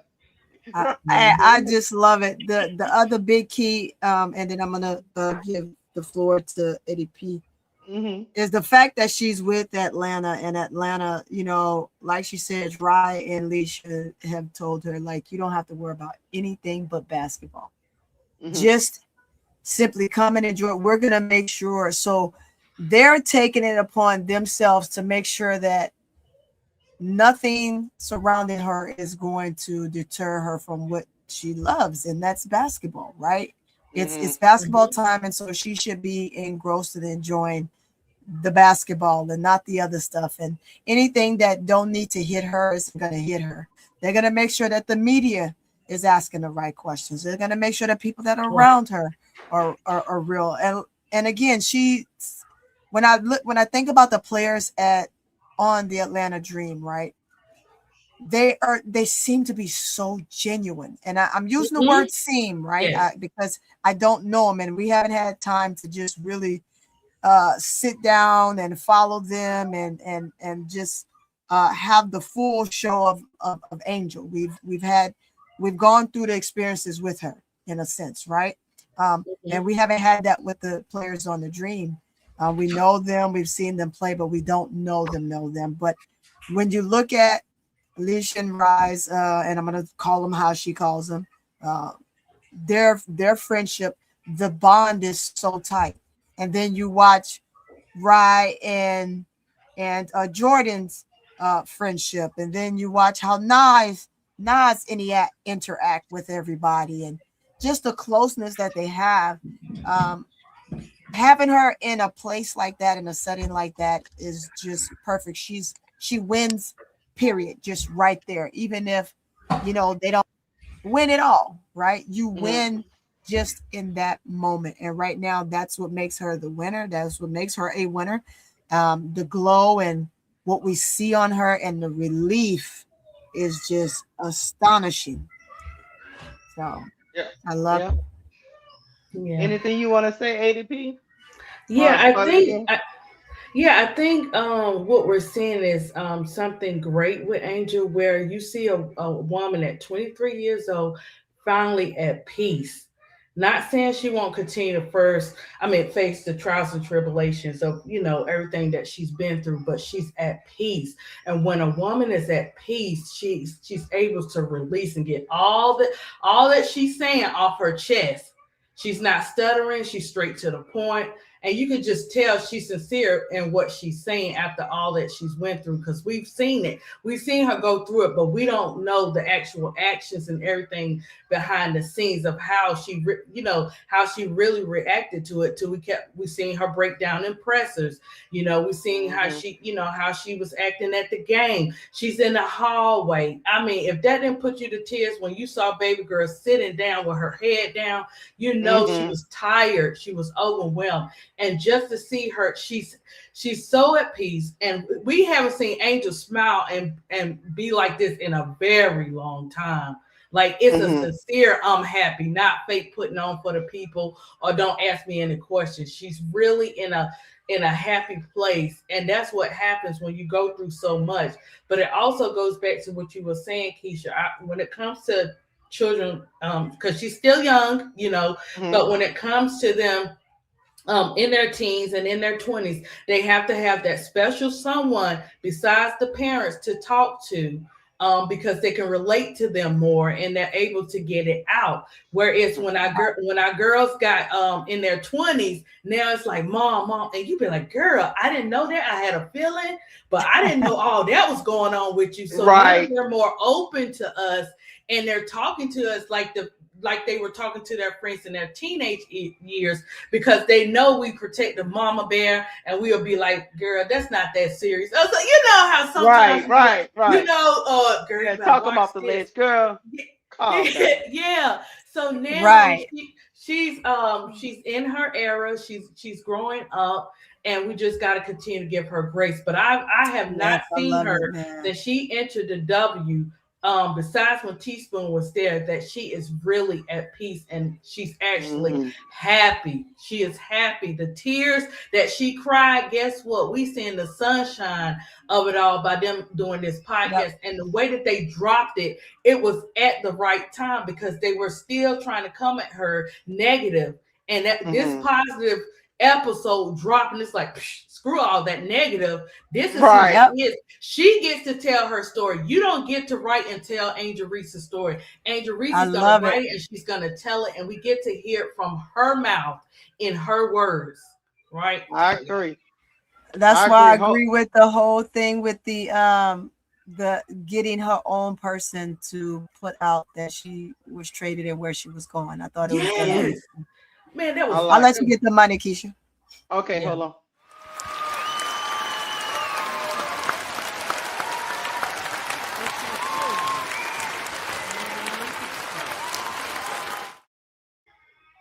Thank you, Dre Stewart, for the $5 super chat. He says she just blocks folks off her pages. She has literally blocked those that claim to be fans. She is not playing about her piece. I agree. Yes. Look, Dre Stewart, she's moving different. She's moving a little different now. She says she's not gonna let nobody. She don't care if you say you're a fan or you're not a fan. You're not messing with her piece. So if you bought that toxic stuff, go on with that. She ain't having it, boo. She ain't having it. She ain't having it at all. I like it. I like it. I like it. All right, hold on. Let's hit the play. Everything. Ooh, okay, that was quick. See, and that, but then you still sounded like a baby right there. Yeah, I know. Yeah, everything. This has been a good off season for me, though. This is my first time I was able to have a real off season. Mm-hmm. And have what's been rest. The difference? So when I came from college, you go right to the league. Yeah, the way the WNBA works, you go right to the league. I was drafted on April 15th. I was in training camp by April 29th. And right after the college season. Right after the college season. Break. Yeah, there's no break. So I did that my rookie year and then last year, and then this is the first off season. So I was able to enjoy my off season and do some of my sneaker stuff and just continue to build my game. And then now I train for the USA team because that's a big goal for me to play on the 2028 LA team. So I trained and did a lot of stuff with that in December. And they just announced that I made the World Cup team. So I'm looking forward to that. And then I'm going to go and play Unrivaled for the last 3 games. And hopefully we get to the finals and run it back. So. Mm-hmm. How is Chicago? The city is beautiful. Which is why we're not there. Oh, man. It's the best. The food, the vibes, like the city. It's like a small town, big city. Yeah. You know, people are really nice, lovely. It's like that Midwestern, you know, everybody's sweet. It's sort of, I always say it's because it's Southern. Yeah. You know, it's like Black folks migrated from the South. Everybody went down South for the, it's like, it's got that, that Southern welcoming vibe. I was hoping you were enjoying yourself. I love the culture there. Like, they show up. Mm-hmm. They sell out our games. Like they love us. And going to a city where the legacy of Chicago and sports speaks for itself, like it was an honor to be able to be in the city. And we still love the city, even though we don't live there. Yeah. But we've got the Presidential Center opening up in June. Yes. So, and we still have our home there. Yeah. We live in Hyde Park. And so that's nice. We are going to be doing a lot of work, and hopefully we can do some things together. Yes. With with your foundation, you know, I'll be working with girls and young leaders, and it would be great to figure out some ways we can do some things together for the city. Talk about your foundation. I want the folks out here to hear about it. Yeah. So when I started my foundation, well, let's start back. When I was in high school, I went to a school called St. Francis Academy in Baltimore. If I'm here, the jail is right there in Baltimore City. There were about 250 students in the school. Probably about 50 of us were women. And I always told myself, like, I want to be able to give a scholarship back to the school. However I can, if it's just to a woman, to a player on the team, somebody, I was like, I want to do that. Mm-hmm. So when everything happened with the national championship, I was like, this money can't just be sitting. I can't be just spending. I got to give back to the community and give back to where I know I was from and where I was founded. So St. Francis was the first thing I was able to do. I was able to give a scholarship away first. Then I did my back to school event there and giving backpacks and everything away for the entire community. And then I was like, nobody ever taught me what it's like to have a lump sum of money. Because I'm a first generation of having this much money, and I didn't know what to do with it initially. And I'm learning on the go and learning on the fly. But how about as I'm learning, I'm teaching some young girls of how to do it as well, and how to be confident within themselves, to have a big sister like as myself, and being able to feel and touch them, and they can see me. Because when you see it, you can believe it, and you can be it. Mm-hmm. Yeah. Wonderful. All right, let me switch. And I don't want to make this personal, but as a young person out here, because I got 2 young daughters, it's like, what do you make of the dating scene? You know, how, you know, and I know it's hard for you. It's like, because you're beautiful and you're smart and you know your own thing.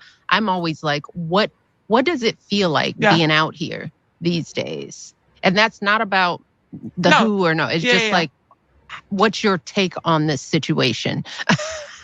I think, like I said, finding someone that doesn't care about all the extra stuff. I don't want you to fantasize over me because of what you see on social media. Like, you know I'm that girl. But at the end of the day, like, when we go home, like, you're still a genuinely good person.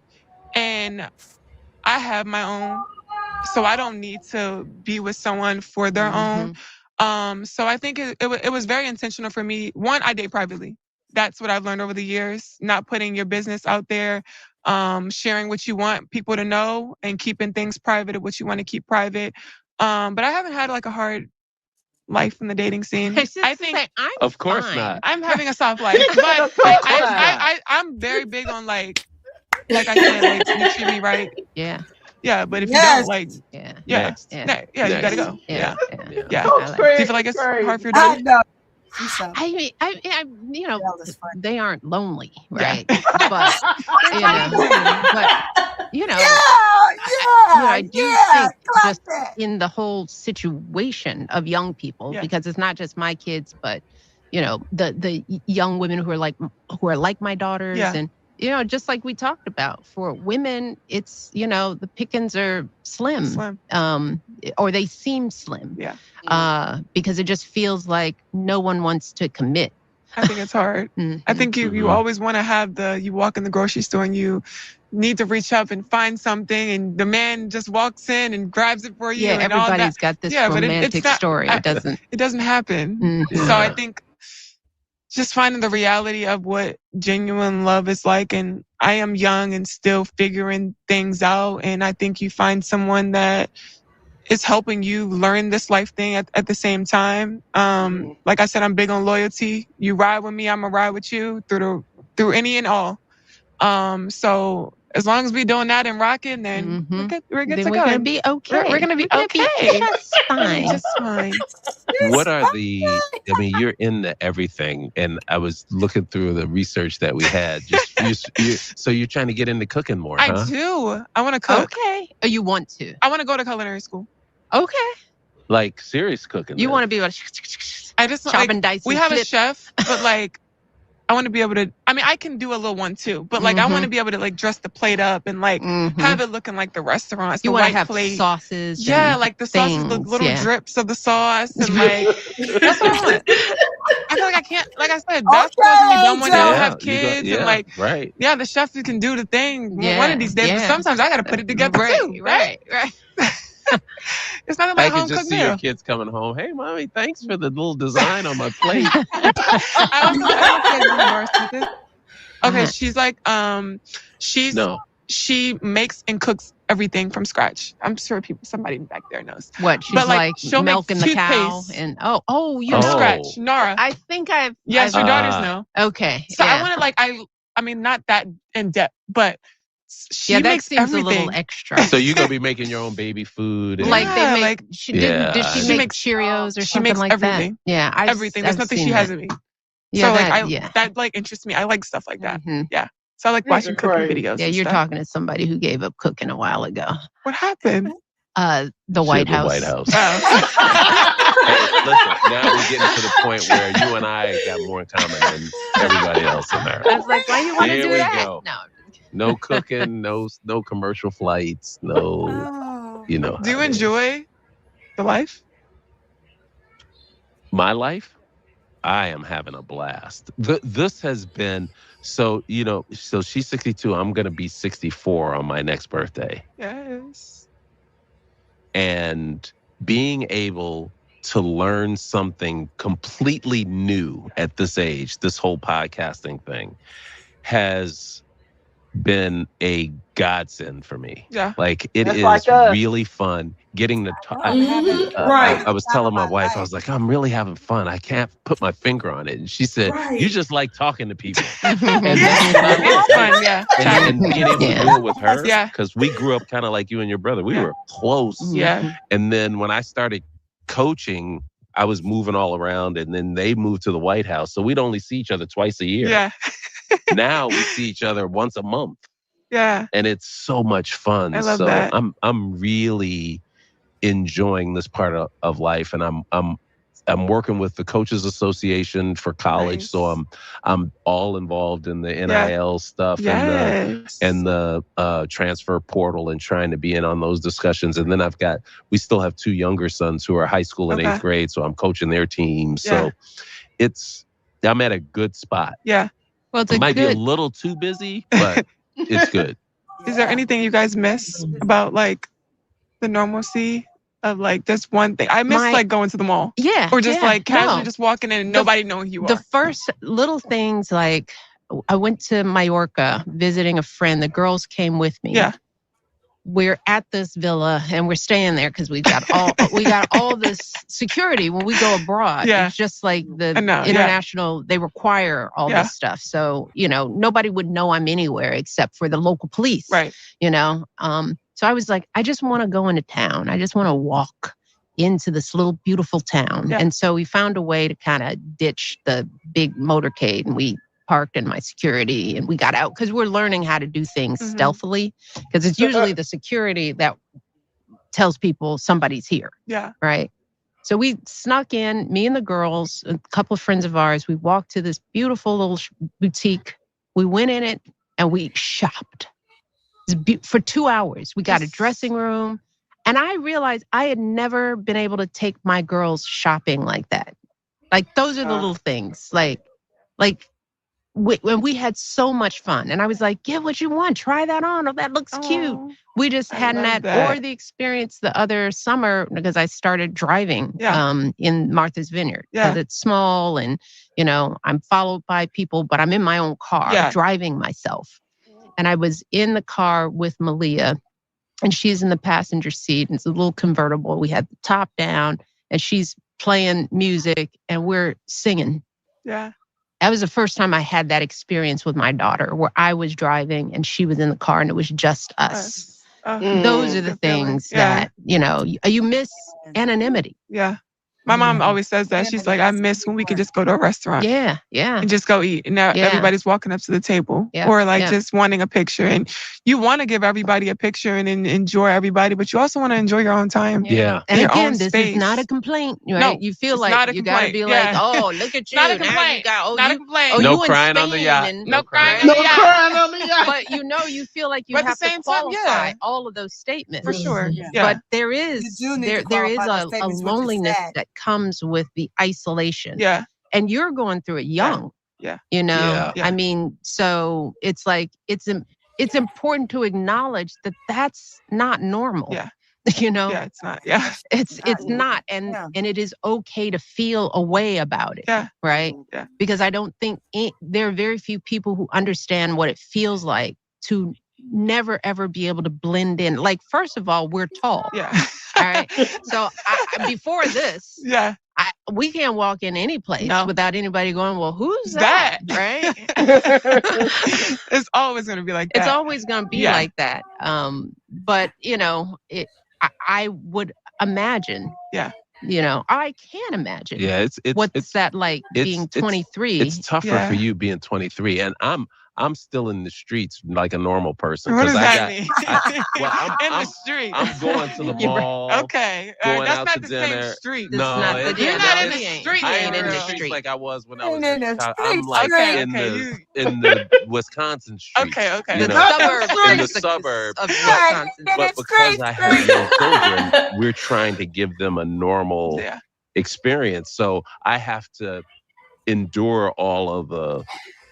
And now with a podcast and walking around with this face, looking just like her, they're like, aren't you Michelle's brother? Yeah. And it's like, and I say yes and keep going. Once one starts, it's everybody. And so you learn how to navigate it, but it is, it's an interesting way to exist, right? And it's been this way since I've been coaching. You know, when you start coaching at the Division I level, everybody knows you, but when you have children, you're going to go back to trying to give them a normal life, and maybe it dies down, but you'll be the host of a hit podcast. You'll probably have your own reality TV series, a cooking show that you can be a part of. Oh. I heard you're going to be on Hunting Wives. I am. Yes. I love that show. Hunting Wives is great. Oh my God. So, you think we can get?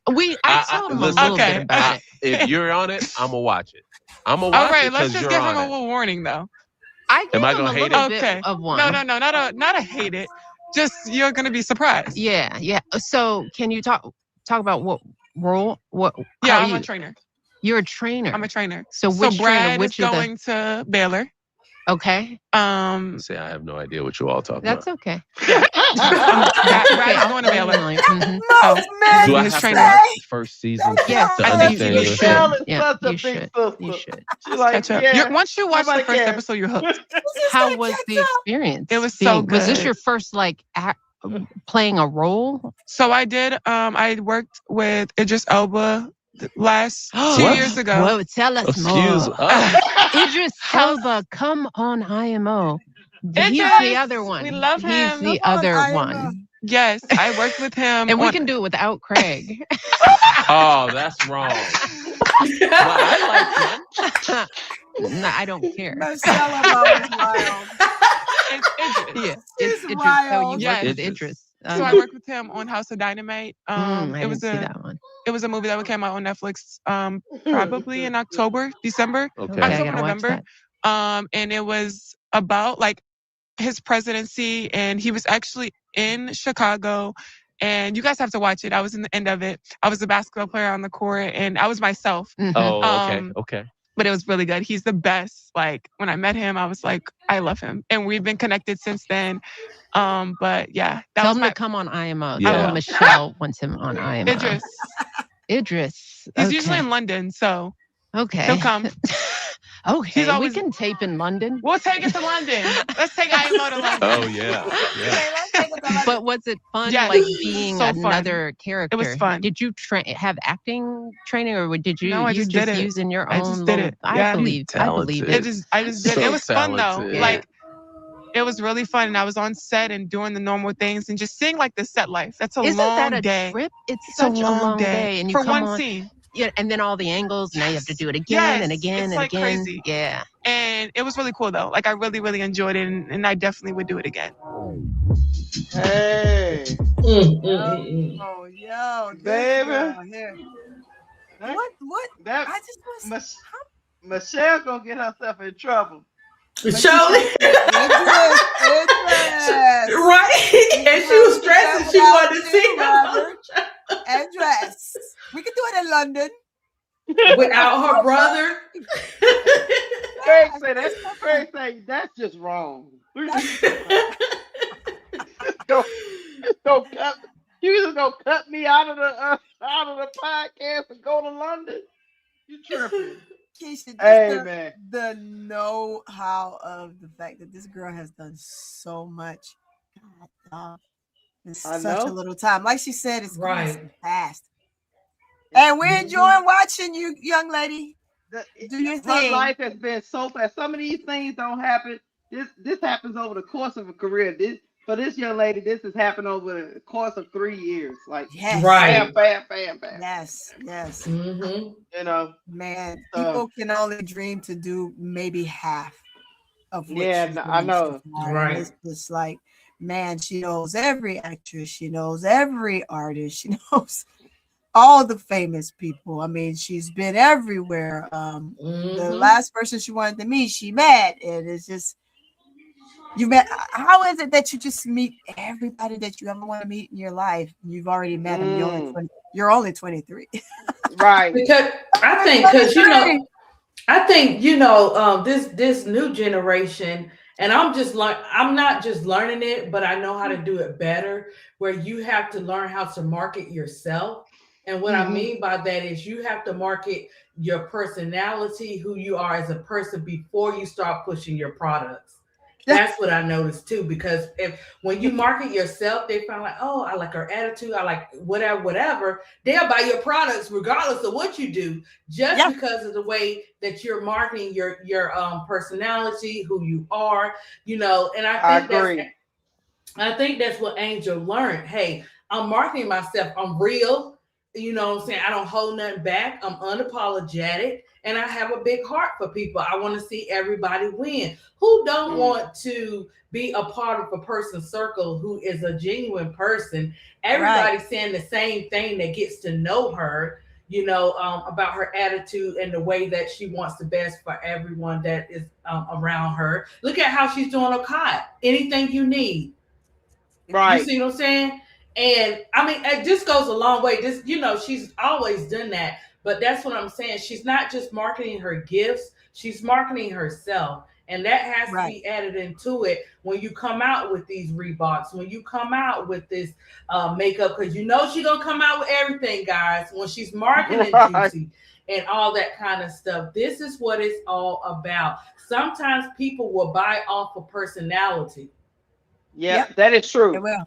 That is absolutely true. And because they trust that person, if they're endorsing it and they know that they are a genuine person, then you give them the benefit of the doubt because I trust this person as a brand ambassador. I'm gonna try it. You know what I mean? That's how you feel. Right. You feel like you can trust the things she put her hands on. I think we toward the end. Hold on, let me see if I can finish it. Hold on. This guy. I don't always wear it. I have other We're designers. trying to get a sponsorship, okay? Yeah, we are. So, I know, like, don't say anything. See how you messing it up, Keisha? Have you done any Fashion Week stuff? Have you ever done Met Gala stuff? I've been twice. You've been twice. Yeah, that's right. I've been twice. It's a crazy day. It seems like it. That seems it's a chaos. lot. Like, I don't know. That seems a bit much. And usually I fly in and fly out the same day because I have a game the next day or practice the next day. Right. So usually I'll practice in the morning, and then I'll fly out that same day, like 11 o'clock, and I'll get there at like 1, 2 o'clock, and then it's go time. And it's like, go. Like, they're stitching on me, hair, makeup. I've done hair and makeup on a plane before, my first year. And then last year, I went with Tom Brown and... Love Tom Brown. Mm-hmm. So good. And it was just amazing. So I'm looking forward to it again this year. Are you doing any of your own? Are you thinking about clothing? Yeah, I want to start a shoe line. Okay. Extended heel line for larger feet, larger sizes. So I'm looking forward to that and doing a little bit more stuff with makeup because I do a lot of blush and setting spray during the games and stuff. So. Yes, your face is beat. Thank you. You have a beat face for a game? Not like beat, but I'll do like a little concealer and a little blush and keep it going. Excuse, what's beat? For the male listeners? That's like the guys. Okay, so like football, like terminologies when you guys wear the little. Oh, eye black. Yeah, I guess. No, but getting a beat on your face means that your face is so done. It's your face is like done. Your face is like clean. Like the makeup artist beat your face, girl. Beat to the God. You're beat. You're God. So that's why. Go ahead on, Michelle. It's done an adjective. It's made up. Got it. Yeah. Okay. Yeah, it's an adjective. Yeah, beat. I thought it was a noun. But you do a little concealer. Yeah, I do a little concealer and a little blushing. Keep it pushing. How do you keep it on? Setting spray. Okay. All right. So but I'm going to come out something soon. Like, I'd use your setting spray. Okay. Because it's like, because if you can keep a face through a game, that's like, you should everybody should want your setting spray. You don't have makeup on in the game, do you? Yeah, we're a little bit some. Where were you? I missed that. I didn't think you meant. I wear a little some. He was trying to understand what a beat is, right? Just a little 1-2. It just became a thing. Leslie used to do that. Yeah. Tina Thompson used to have the red lip. And this is why women, we are so amazing. Because in addition to being able to dunk and rebound, we're looking cute on top of it. When have you probably don't even put lotion on. I put before a game. Well, no, because I was sweating and it was just sweated off. Yeah. Well, not us women. We wanna figure it out, get it looking good all the time. It's all the time. Right? Exactly. We catch your attention. You said. No. Yeah. Queen, beautiful, baller. And you gotta watch out about toweling off. I mean, how do you manage the towel off? It doesn't. You just pat. Yeah, Okay, I know. I'm gonna watch you in the game before to see. Just it doesn't ever slide down though. You do a Beyonce pat. Yeah, like she can be totally wet, and it's like, how'd you keep your face on? Yeah. Keep a little lip gloss on the bench. Me and the girls. Yeah, all the girls do it. We all keep our little lip gloss on the bench. So thing. Will somebody tell you when you get a little time out, girl, your lip. Touch up. Your lip. Right. Gotta get that together. But we'll get to our just like that listener question. I have 2 questions. My first one is, how do you stay true to your purpose when the public expects so much from you? My follow-up question is, what would you say to young people like me trying to stay strong in a world that keeps testing us? I would just say, don't compare yourself to others. I think social media has us thinking that we have to rush and to do these things at a successful pace. And I feel like nobody's timing is like God's timing.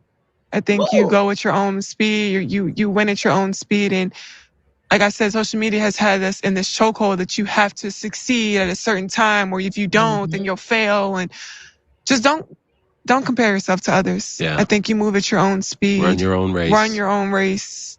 And just life doesn't work that way. That's not true. Exactly. That's not how life works. Yeah.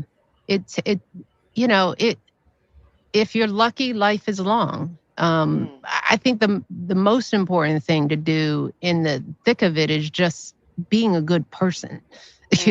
That lasts through everybody. It's like, think about how you show up in the world, how you treat other people.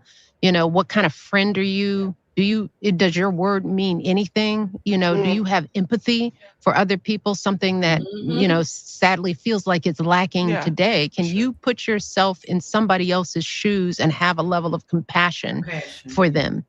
Because we got a lot of successful people out there, people who are billionaires in the world, who are showing a lack of an ability to show compassion towards people who aren't like them or who don't have what they have. And that is worse, to me than anything. And I want our young people to start focusing on the inside, right? Because that's all you have at the end of the day is how you show up in the world. Yeah. Well, Angel, gosh, you are an angel. It is true. Yeah. It's true. What are you looking forward to next? Well, now I'm training for USA. And we're going I think you're going to make the team. Well, no, I made the team already. But I think it's going to be fine, right? Yeah, it's going to be fine. It's going to be fine. We're going to Puerto Rico and playing soon. So first I'm rival, win a championship, and then go to Puerto Rico and win some more. Just enjoy life, be happy. Yeah. I always say, like, now my new thing is being tired of the things that I prayed for. And I'm just grateful to be tired from the things that I prayed for. And I maximize my 24 hours and I manifest everything and just continuing just to have fun and enjoy great people. And I'm really thankful for you guys for allowing me on here. Oh, are you kidding? Amazing. This is a real treat. You're a special person. Thank you. And I'm saying that to the world. Don't mess with this girl. Don't mess with her spirit. Right. Do not mess with this angel. Stop it. Just stop it. That's right. Right? She got us with her now. For sure. You see how he got firm with his chest out? Man, so Keisha go get her heels. We gonna get our makeup. That girl, they say don't mess with that girl. Just stop. Don't mess with her. Don't mess with me. Don't mess with her. You say stop. I love this entire interview. From start to finish, it was very, very, as you would say, soft. It was a nice, soft setting, comfortable. The ability for her to just speak and talk and give us more about herself, right? Especially, like I said, midway through, just knowing how she's feeling, how she's taking things in, how she's handling things. That's just a plus, man. And then just, again, from this happening when it was taped, right?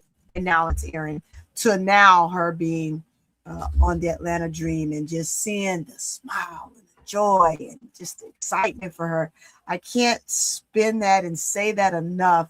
I think we've been talking about it since she moved there, but she's given us so much life beyond what we've seen her be a part of so much, right?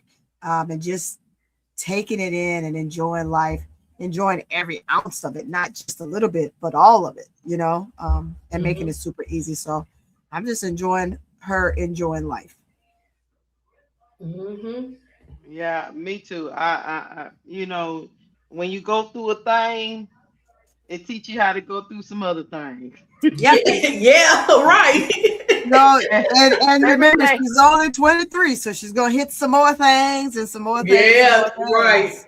But Woo. God take you through stuff so you can learn, so you can get better. Next time that situation arises, you get better and better and better. You get forged through fire. So Absolutely. I love the interview. I appreciate the first Yes. lady doing this interview Right. with Angel Reese and pouring into her, not only her but her brother as well. Exactly. I just enjoyed it completely. I Yeah. enjoyed it completely. I believe this interview probably was before Unrivaled. Before she went back Yeah, to because she Yeah. Unrivaled. said that she wants to go get a championship with a rival. Then she wants to Hmm. go to Puerto Rico and get a championship. And yeah. So Yeah. this is well within the summer of her Hmm. time off, and actually finding time and space in between all the other her actual business work and doing her modeling and stuff like that for Vogue and making appearances like she said for her shoes. So yeah, Right. absolutely. She's Yeah. And constantly then working. and the way that they listen, what she say, all in God's time, and the way and when they dropped it.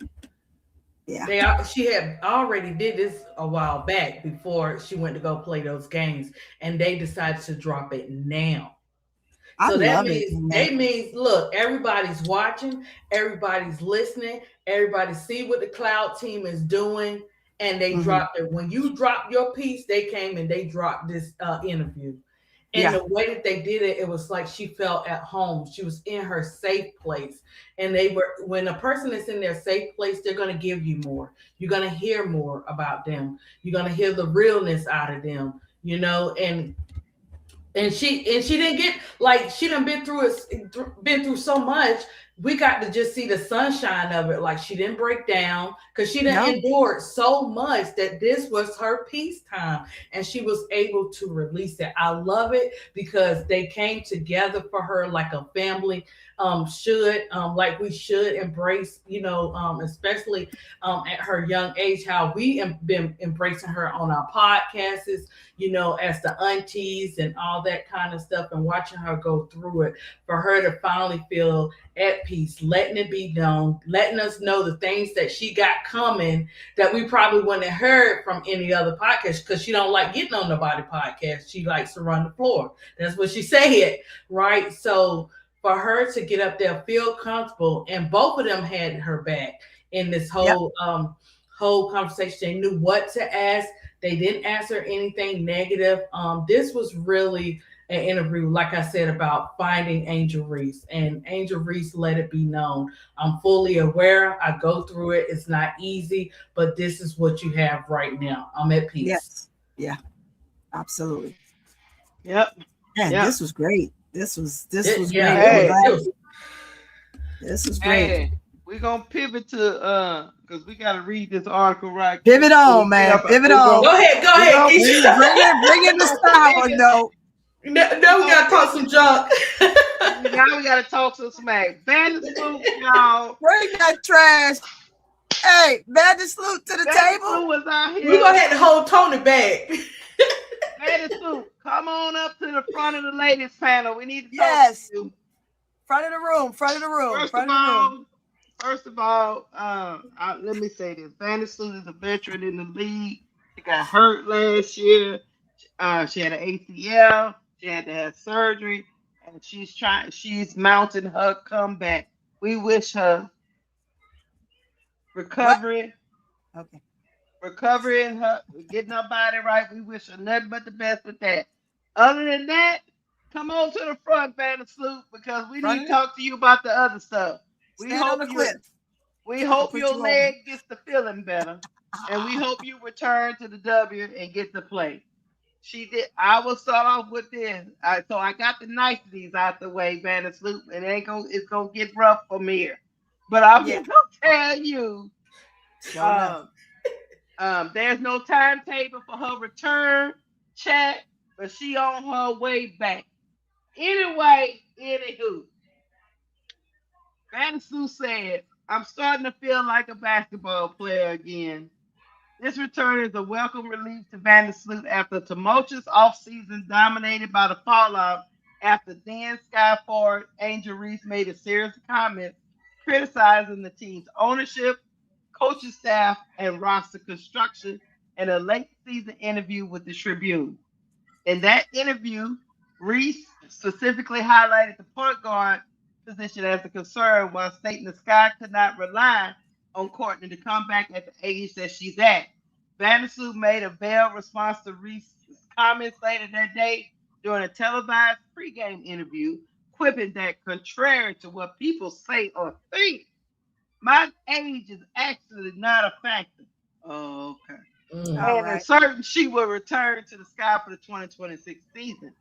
But Vandersloot opted out of exit interviews with the media, which meant the guard never publicly addressed her own feelings on Reese's statement. Months later, after Angel is gone, Vandersloot said, and I quote, any hurt feelings caused by Reese's comments has faded into the background, but that hasn't changed her outlook on the impact of the language used by the young star to publicly criticize the Sky. I'll say it didn't feel good, Vandersloot said. I think at first it was an emotional thing, you know. There was an emotional response to it. And the more I think about it, I understand what she was trying to say. Do I think that it was necessary she said that? No, I think that was the biggest thing for me. But it was more big picture for me because I didn't even really know the comments that she said about me until way later in the day. I just thought it could have been handled differently. So Vandersloot has admitted that she felt an emotional response and she was acting out of her emotion. That's point number one. The reaction to Reese's falling out with the Sky surprise Vandersloot. Contention within the locker room isn't new to veteran, but the scope of public backlash reached a different pitch due to Reese's popularity and a viral sensation in college. After Sky ownership suspended Reese for the first half of the game, fans held up posters during the team's home finale. At one point, broke out in a Fire Jeff chant. This response remained fervent on social media for months after the season ended, then exploded again when the team traded Reese to the Atlanta Dream. Vandersloot said, listen, this kind of stuff happens, I would say frequently, but it happens in sports. It's not unheard of. We were just under a microscope because of Angel and her following. We're followers now. You're followers. It just is what it is. She also goes on to say the biggest thing in our conversation as we wanted people that were 100% bought in on the Chicago Sky. That's how we address free agents. Whether it was free agent or making a trade, we wanted to make sure that this was a place they wanted to be long term.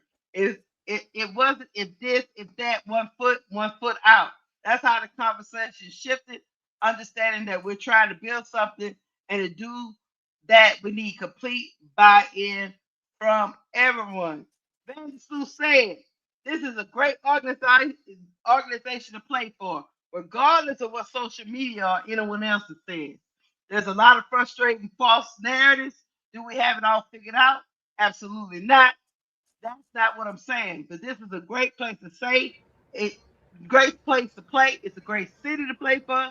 The love we felt during the championship run after the years building up to it is just a special place to play. Taking pride in that and having that identity as a team is what we're trying to get back to. It's not about winning championships. Everyone's trying to chase a championship, right? But it's about the culture that we are creating. Wow. And the pride that we have for putting on this jersey and playing in front of those people that are ride or die for Chicago.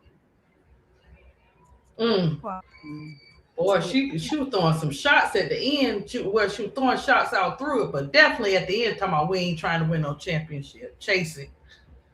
She need people that's gonna be ride or die for Chicago. She mean ride or die for her sorry ass. No matter what's happening in the organization. No matter what's happening in the organization. It's not about championships. It's about building pride in an organization. Chicago. That's what she said. For Pride Chicago. in the city and the organization. Now, first of all, you go, Lady Peaches. No, you go to whichever one of y'all go. Let me know what you think. Let me just go on and get it out the way. Go on. Woo! Because I've been on her neck since she put this out, right? Well, since you and Duvall covered it a little bit of it the next day, and letting me soak on it allows I didn't read the whole thing. No, you did it. You did it. No, she didn't last time. I saw had read the whole thing. Yeah. Man, she was throwing shots. She's been throwing shots. Let's get that out the way first and foremost. Right. She's been throwing shots since she came to the team. Right. With it's Camilla and it's me pass the ball. It's gonna have a 2-man game, me and Camilla.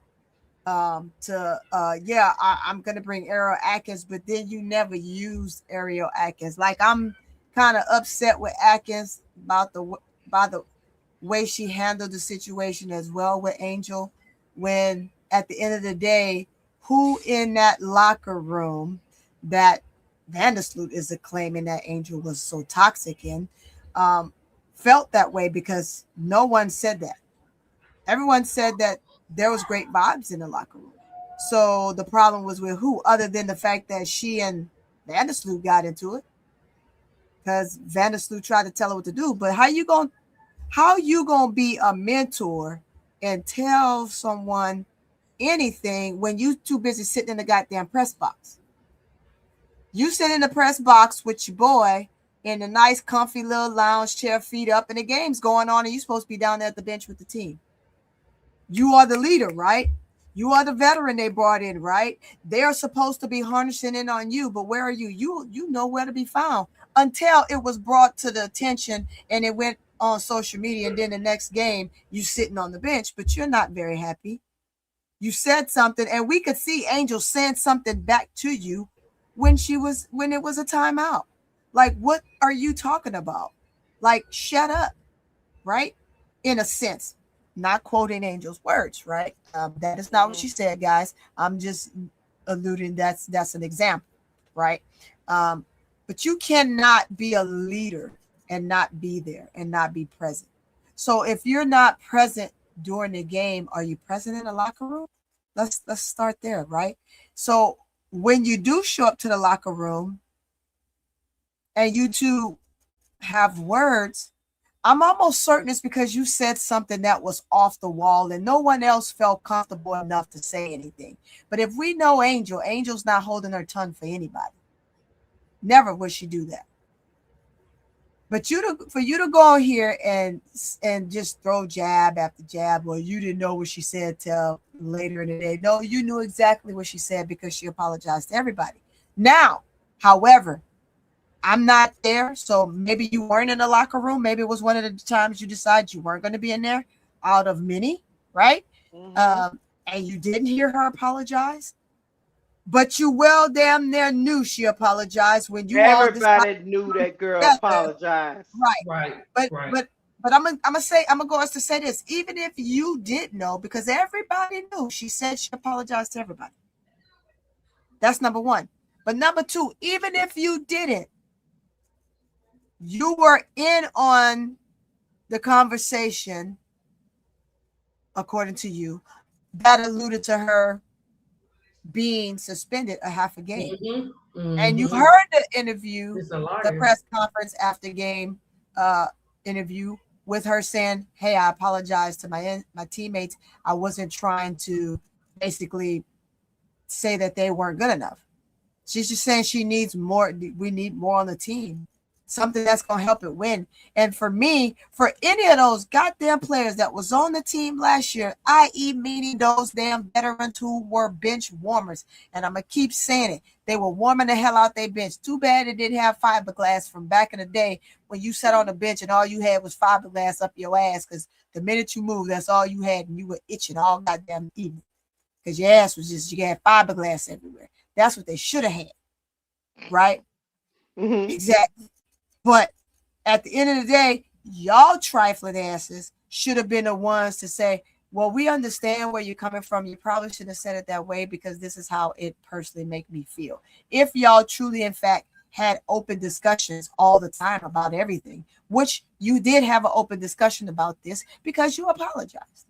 You told them before it came out and that it was coming out. So later in the day when it came out, you got to see exactly what it said, but she already came to you and told you and apologized. I.e., all you veterans, along with Sloot, need to be a goddamn shame of yourself. From Ariel Atkins, who befriended her and act like she was close to her, down to the dirty, low-down, cutthroat, stinking ass Sloot. Sloot, let me give you some isms. As Bro Claude would put the thing on and say, I tell you, your mama ain't shit. Because you definitely ain't worth shit. And I ain't never one to say, go, but you need to go carry your ass back to where you came from. And I don't mean here in the States. Because that's cruel and unusual, and we shouldn't talk like that, right? But you need to go somewhere other than any media, any news outlet, any team. You should just be done. And when you're done, because you just destroyed your own legacy with Chicago Sky by even doing this. You know, my thing is this, Keisha. If you know how Chicago felt about Angel, even if she's gone, right? You don't come and you don't put this out. You just let what would be, you let it be. Because you had the opportunity to speak on it and you chose not to. So since you chose not to, you should not have been allowed to come back and speak on this. I blame P. I blame Pat. I blame everybody from the top all the way that she has dealings with that allow her to put this out there. Because that's a narrative that shouldn't have been put out. The girl was already gone. And if, in fact, you want to say something to her, you should have been woman enough to say it to her face. No, because you were a coward. You had how many games after that game? What, 2 more? Mm-hmm. Which means y'all had a week and a half around each other. Of course, Angel wasn't fucking with none of y'all. Let's just keep it real. She wasn't going to talk to you no way. But if you felt that kind of way, you had something to say, you should have said it in the locker room when y'all decided to come with her and tell her that you were going to suspend her for a game before you put it out. And if you didn't tell her before you put it out, now she know it is what it is. I wouldn't play for y'all raggedy ass last 2 games either. Look, Vandersloot, if them ladies felt the way you felt, Uzan gave you the middle finger. And Uzan gave you a middle finger. Ariel Atkins never came back to Chicago. She told you through her agent, y'all better trade me or else. Ariel Atkins was not coming. Michaela Onyenwere told you at the end, look, if I don't get somewhere else, I'll just go coach. Yeah, because you don't want to come back to that. Right, Keisha. Kia Nurse disappeared. Bounced. We didn't see. We didn't know where she was, and she showed up back in Toronto on the tempo. We didn't even know where Kia Nurse was. Right. Okay. Rebecca Allen went on the podcast and said, y'all, her time with Chicago was miserable. Yep. So, somebody was like, she dissed Angel. No, she dissed all of Scott. What are you talking about? Rebecca Allen took a chance in free agency and said, I don't care if nobody picked me up. Yep. I hate answering the phone to Chicago Scott. Let me educate some of y'all. This man, Jeff P, protected all these players who didn't want to play for him. Right. He was so short-sighted, Sloot. You and Jeff P were so short-sighted, Sloot. And y'all went and traded away picks to protect people that didn't want to play for you. Right. You still hadn't read the room. No, you wouldn't have protected them people. Let's keep it a buck. You protected them people because you actually thought they was on your side. Yeah. Right. So you thought. So you Some thought. people was not on your side. Rebecca Allen said you miserable. One word. I done pulled miserable. it up. Yep. So, Sloot, I get that you part of the GM, you the general manager now, and Jeff P is talking through you and all this, that, and that. I hope for your sake that you have got people that are 100% in and don't mind being mistreated. But I'm here to tell you, baby. Not these women. Even you, Vandersloot. Look, Keisha. I know. Hold on. Even you, Vandersloot. When shit was going down in Chicago, what did you do? You left yourself. Mm-hmm. Yep. You said, "C'est la vie." You wasn't talking about you was ride or die then. Right. I thought you supposed to be ride or die. You got the hell up out of Dodge. Oh, and then when it got crazy over there with New York, then you come your butt back over here. You wasn't ride or die over there with New York. So you only ride or die now? Lord have mercy. Yep. That's a different type of ride or die. I don't know what type of ride or die that is.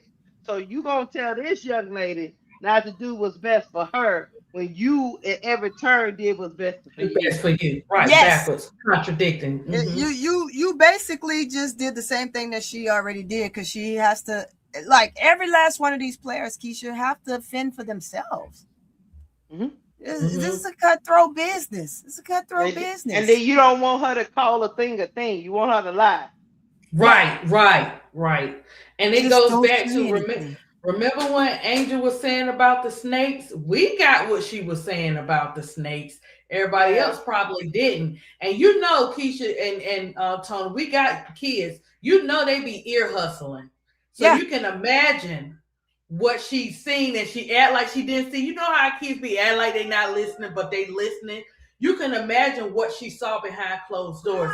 This is a perfect example of jealousy, envy, and strife.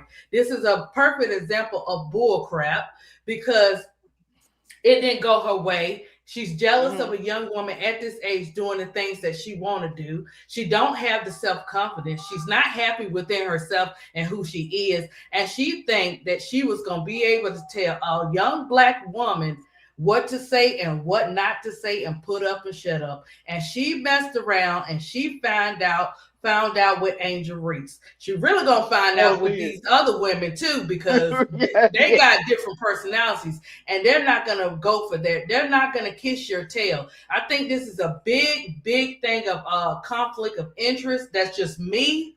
With her thinking she running things, because I was like, where's Tremel? Tremel ain't even said nothing. You up here like she up there like she is bigger than Jeff, she bigger than the GM, she is the it. That's the way she's talking. But they allow her to do, but this is the thing, they allow her to do that thinking it will benefit them. And once again, it backfired. So what are you going to do when the shoe is on the other foot? Because let me tell you something. They use you up and throw you out, and they find somebody else that they could use up in the same way. You just laid your whole career out, messed it all up by being their toilet paper. And guess what? They're not going to care. You riding with him, but he's not going to ride with you when you on your downfall. And then let's talk about, throw that shade at the end, talk about, we not trying to win no championship. Well, something wrong with your brain, because who would want to get on a team and want to win a championship? That's like a player's bucket list of, I want to win a championship. To throw that shade because this young lady believed in herself, believed in her team, and you didn't want it because you thought that you was going to be able to take over and beat her, but you can't beat her. She's just her own self. And then on top of that, okay, well, I can't be her boss this way. I'm gonna go up here because me and my buddy, we already mapped this out. They already had this type of stuff planned. They already had this type of stuff set up. But what they didn't expect is they messed around and found out when they messed with the wrong Black queen. That's what happened. Yes. This woman cry wolf, because this is what they do in society, guys. This is what they do. They take and try to play the victim, but it's okay if they dish it out. And then when it turns around, they want to play victim. No, boo-boo, you are not the victim. You know, So you can't face the truth. And that's the problem with society. A lot of people don't want to hear the truth. They build up in their minds what they say is what that's the truth. That's the thing with Sloot. And Sloot is like in her 37 and she's acting like this. This is something that you're acting like in a little child. When you cannot get your way, this is how sorry guys. This is how I'm going to react when I can't get my way.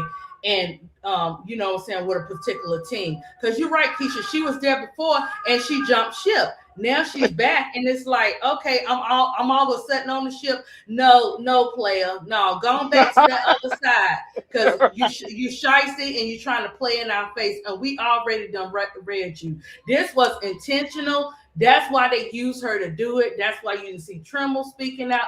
This is about male ego. This is about privilege. This is what they think they can do, privilege. I agree. When you think, I keep saying this, when people think they are bigger than the program, this is how you mess around and find out. Because like you said, back then, we didn't have all the social media. We didn't have all this stuff. Everybody is on it, and everybody is giving her the third degree. So don't come with it, Sloot, playing the victim. You are not the victim. You are part of the problem. You've been part of the problem. This was already set up. I believe this was already set up before Spoon got up in there because they are so close. That's why I said this is a big conflict of interest because you're playing boss. She's not even acting like she's the star player of the team. She act like she's everybody's boss, telling people what they're going to do, how they're going to do. Hold up. You see they got how they should talk. I'll take your check. And what, let me tell y'all guys something. I know people say, oh, y'all want them Trey Miller. No, something is cooking with our girl Miller. Let me tell you something. Y'all remember what Angel used to always say, and Miller messed around and said it in there. She was like, I'm just doing what my coaches want me to do. When Miller dropped that line the other day, I said, I'm gonna bring that up. Look, I'm gonna bring that up. Why? Go on, Tony. Play the Australian. Play this shit. Go play the Australian. Let her tell it. You know what's funny is it's depending on what team you go to. I didn't realize how lucky I had it in New York until I left and went to. There was 2 other organizations that I was. Oh wow! So that's why they have minimum standards, is so that organizations like that can sort of raise their level and. Having your own locker room so you're not sharing it with the random public. Yeah. That was the first time I'd experienced that. Wow. Was in Chicago. As in the first time you experienced having your own was in Chicago, or the first time you experienced having it sharing with the public? That was the first time. So we were at a rec center. So I'd never really experienced something like that before too. So, and I was really overwhelmed by that. I was like, oh wow, I had a random lady getting changed next to me. I was like, hey Wendy. That's funny. So I found all that sort of stuff. I wish that maybe I came into that experience with a bit more of an open mind. If I had done that, maybe I would have accepted some of it more. But yeah, so I think that there's things where you do need to, if you're an owner, you can't be tight. You just can't be tight financially. Use one word okay, I'll try. To explain your experience. Your 3 cities. New York. Oh, that's a home. Phoenix. Hot. Chicago. Oh, a little bit miserable. Baby, that girl said miserable.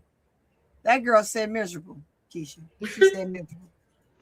That's what she said. You said miserable.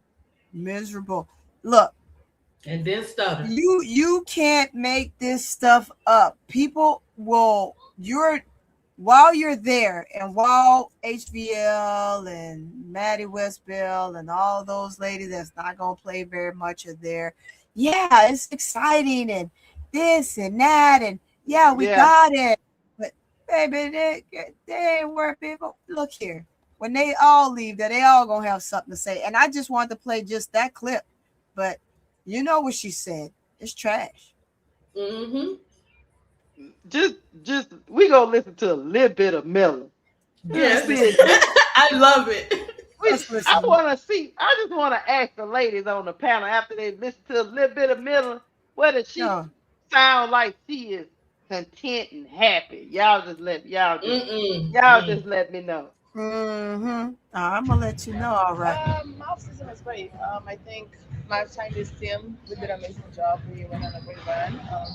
I worked on a lot of things that I've talked to coaches and people in here, and they gave me like suggestions and things for me to work on, and I worked on all of those things.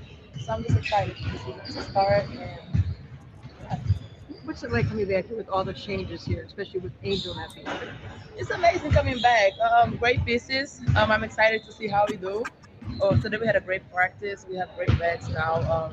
It's just amazing to have players like everybody here, especially like Skylar, Lou, Rachel, that they are vets and they're always like talking to you and telling you like do this way, do this that way. So it's amazing to have them around to just to help you. Did they talk to you about the changes? You know, the players you're bringing in to let you know what was going on? Yeah. They did. I'm excited for it, and I'm looking forward to the season. What was your reaction when they drafted Hawkins? Who? Gabriella, when they drafted her. Yeah, your reaction. I was really happy because like we both like, ow. Sorry, they're hurting you. We're both Latinas, so it's great to have somebody. I was talking. Camilla says she not answering no goddamn questions about Angel. She just skipped. She's like, I ain't talking about that. That woman asked her twice, and Camilla said, I'm not answering shit. I'm really excited that she's here. Yeah. What have your last like couple of weeks been like? I was at home working with visa. I just got back from China, went straight to Brazil to work on my visa, so now I'm back.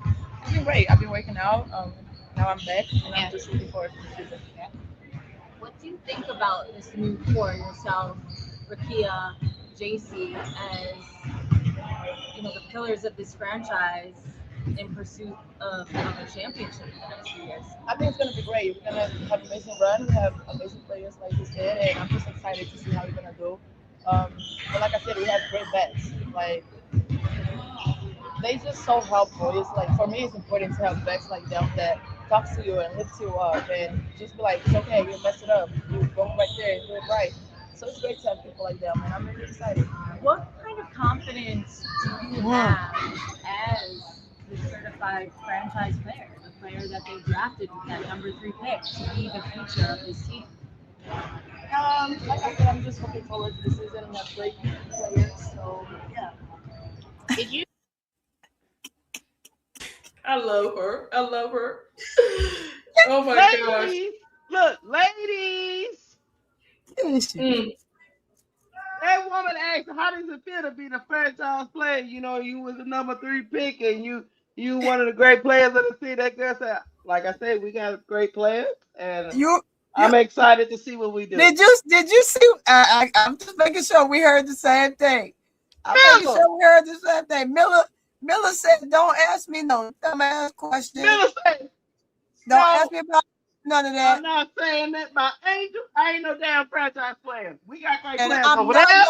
And I'm not gonna talk about my friend Angel. I'm not gonna talk about my sister. Loyalty. Was very pivotal. Yes. The great players are over there.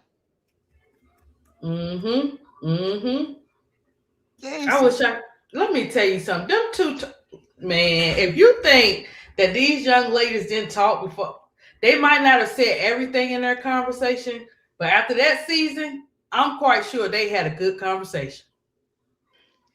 Somebody said, Khalil, she look like she don't get out. What? She look like she don't get out. Look, leave Camille alone, baby. Come. What you say? She trying to weak at her? Look, I'm not. Oh, man, blink twice. Oh no. Yeah, I'm not.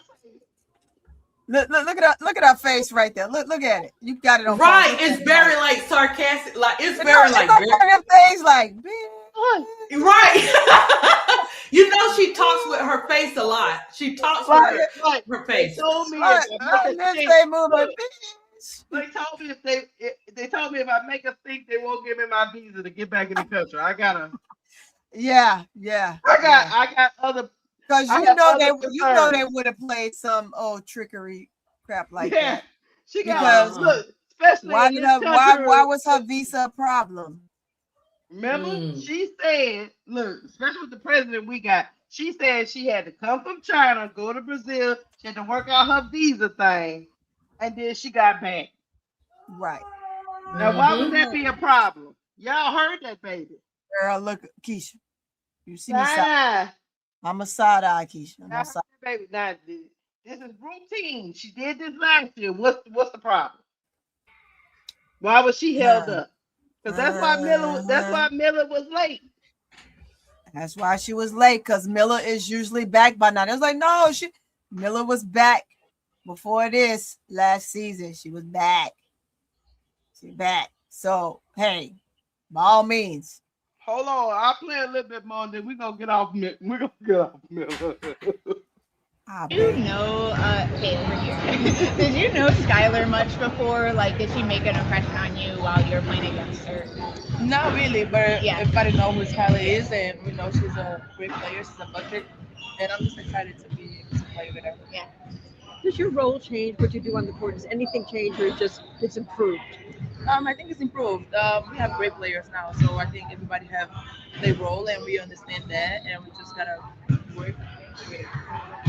Camilla, you're a part of Project B. Can you just speak to just your involvement with that and why you wanted to join? I think is future changer for players.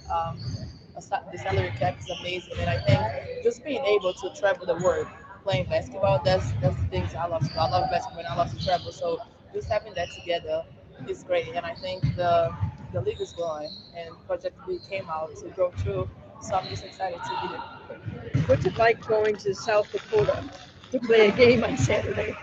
Not my favorite place to be, but it's great. You know, when I played for South Carolina, we played it like every other year, and we was always stuck in a snowstorm. So, not my favorite place to be. Miller crazy. Why is it not your favorite place? Because it's so cold. Like I'm not in the winter in Chicago, but. Do you see yourself as the cornerstone of this franchise? I see myself as a great player that's here to help my teammates with whatever they need. How about the versatility that's now possible with these new additions, Skylar, Rakia, and JC? How do you feel like this is going to change what you guys are able to do, specifically on offense? It's gonna be great. Like I said, we have great pieces. It's just like a puzzle. You gotta put the pieces together, and the puzzle is ready. So I think that when we put everything together and get the chemistry, everything's gonna be amazing for us. Last question, Miller, with your game, you were extended out, going out to 15-foot range, and even kind of getting out further. How comfortable did you get with your shooter range this offseason?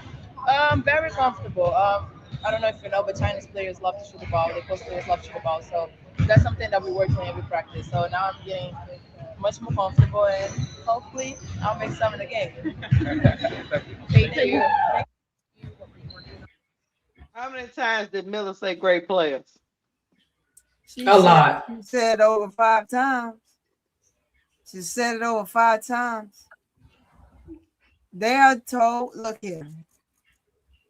Look, that's what Doe was saying. It's going to be great. We have great players. That was her answer for every question. And being a franchise player, it's like we have great vets. Right. Chat, we can't make this stuff up, chat. We cannot. We cannot make this shit up. Camilla, you know that man standing there, Patrick. I wouldn't be surprised if Patrick Ocean was staring at her right in her face. You know, or have Vandersloot standing right there. You know, they ain't gonna show the whole scene, right? Because there's somebody right there to make sure that they say the right things, considering it's under scrutiny. They know Camilla isn't going to say very much. Camilla will just get super quiet on you and ignore the hell out you. And if you say something, she gonna cut her eyes at you like, I don't know what the hell you talking about. No, get away from me. Until they really make her mad. And when she has to speak, it's oh my God, right? She has been there the longest, right? Like you will.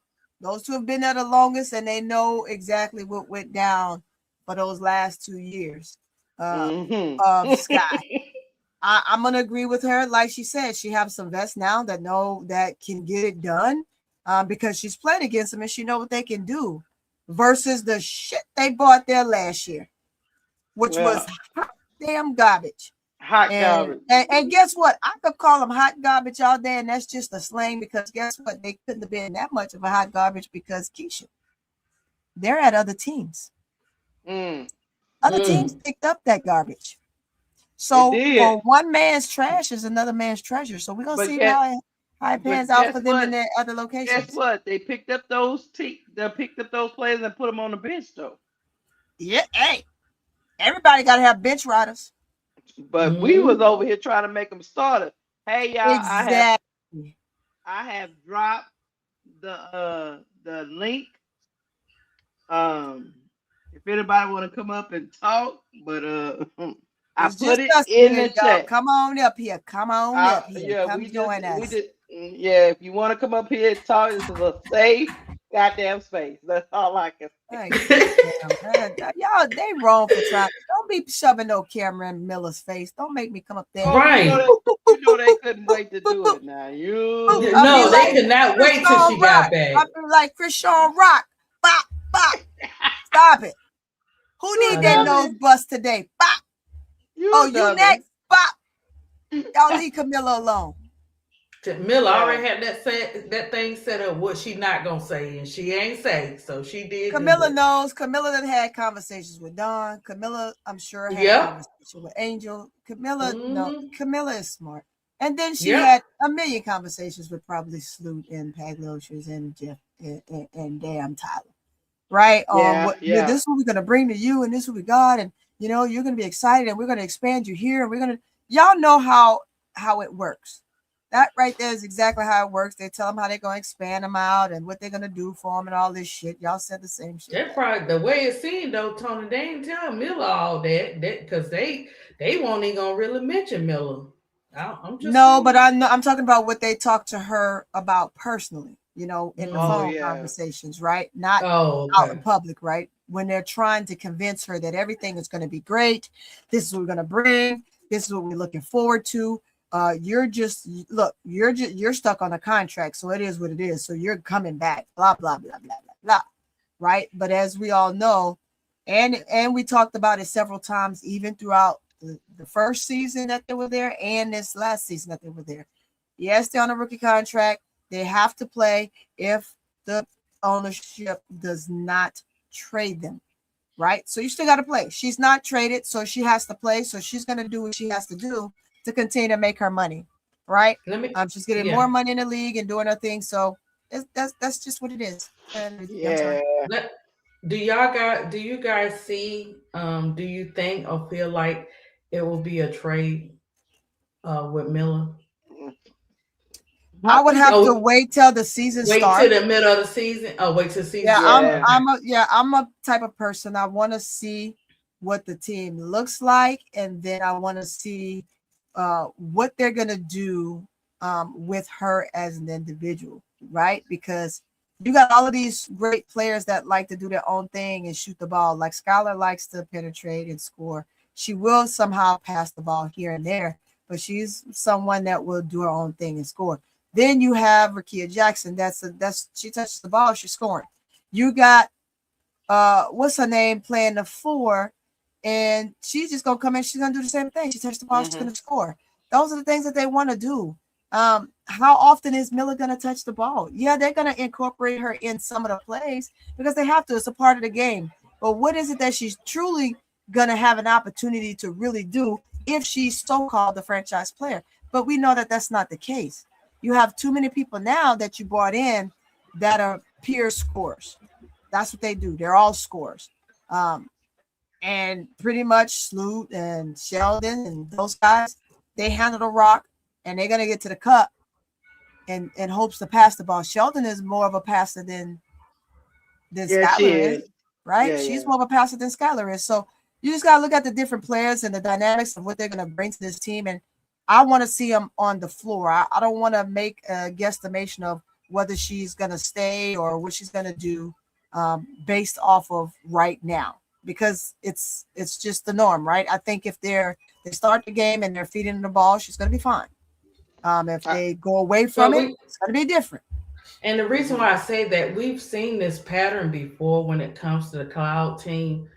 And that's why I was asking. I know they'll probably include her in there, but the things that they are doing, we've seen this before because this is what they do, repetition in their behavior. So that's why I asked. Yeah, no, and they always Oh, shy away from what they originally were gonna do. I mean, originally said. So yeah. I saw Jonathan come up here, but then What happened, Jonathan? You left. Come back. I'm sorry. I know I was I talking. saw him too. Yeah, he might have lost because he might have lost connection. Okay.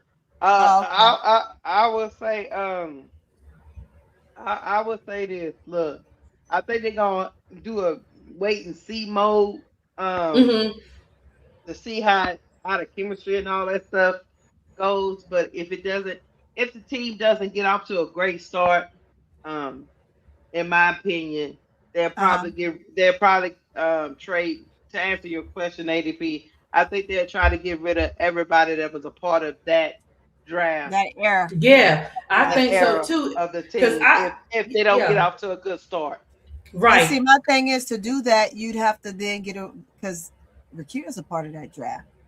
Well, she wasn't on the team. No, she's new coming over. Oh, you're talking about those that were on the team. Okay. Yeah. I think they move on from that era.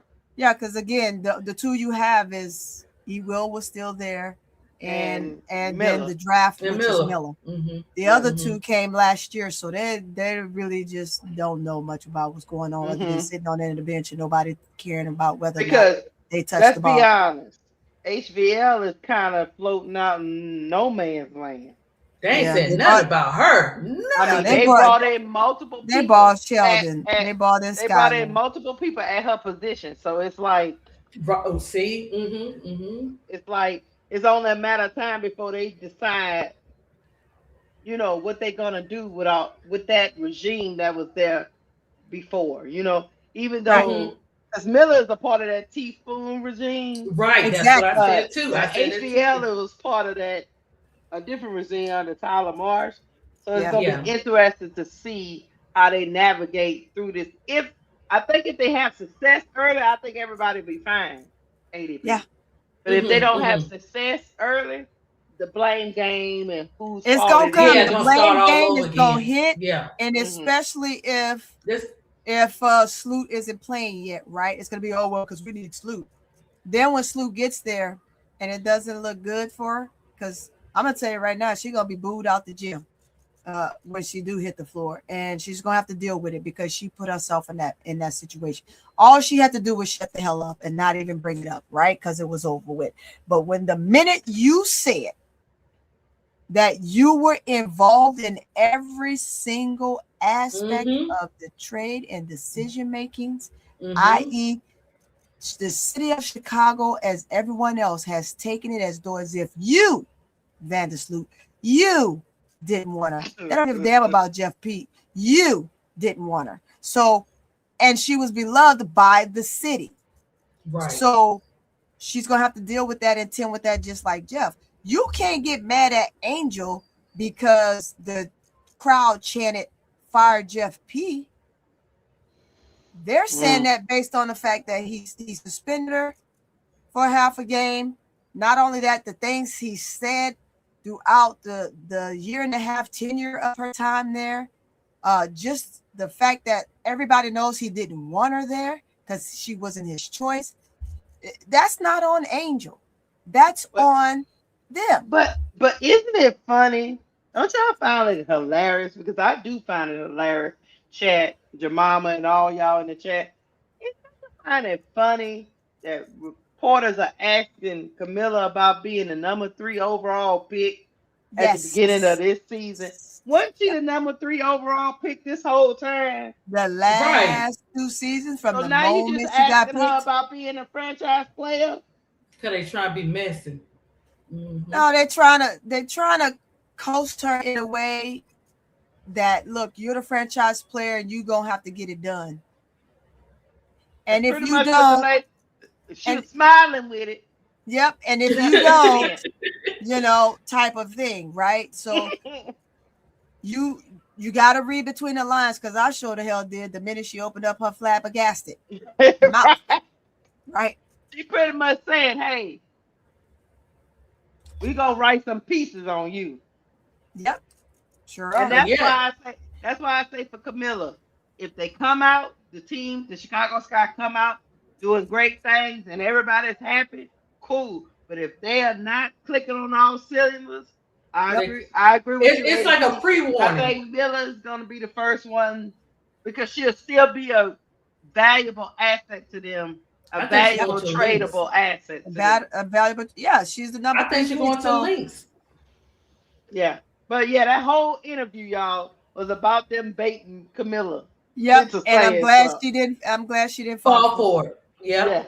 She's taught well. One thing I can't say, one thing about Dawn's players is her players talk to her as though as if they still play for her. They call her, they get advice, or she'll reach out and say, "Hey, like, you know, this is going on. Be careful." Da da da da da. Right? It's sad that you may not even have told Camilla that you were trading Angel, and she had to find out like everybody else. You know what I'm saying? Which is not hard for me to believe. It's not hard for me to believe. Them young ones talk, Tony. Them young ones. I got my hands up. Go ahead. Go ahead, student. What you got? Ask that girl.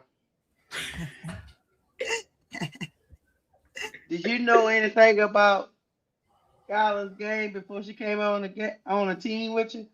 Well, you know, I don't know that much, but everybody knows Skylar. But we got great players. Wait a minute. You don't know Miller said, "I'm not playing this horse game with you." You keep saying not that playing great the horse players on game. the team. She's not playing the horse don't game. Too much about him. Miller said, "I'm not playing y'all game. Y'all get the hell about my face." You don't know too much about him, but then everybody get know that who damn Skylar camera out Diggins your face. But then everybody know who Skylar Diggins is. And yeah, we got great vets. We got great players. Right. Camilla, we on your side, baby. We on your side, Camilla. Camilla, let us know if you need aunties to come in. Don't let them quiet ones fool you. That's what she's She saying. need her own comedy show. She do. Camilla is funny without trying to be funny. Last year she did not do it because they were going through so much mentally. But that year before, when she was on that TikTok, that girl is funny, Keisha. She is funny. And then you got nerves to ask him about me being a franchise player? No. The great players. She kept pointing. They're over there. The great players are over there. I'm just here to play. But the great players, they over there. We got great players and great vets. They over there. I'm just here to do whatever they need me to do. The interview was 4 minutes. Yeah. And she don't like interviews. She do not. Yep. So, yeah. Stop the music, ho. As she said, Alexa, stop the music, ho. That's exactly what she said. That's exactly what she said. Stop the She'll music, make ho. a remix.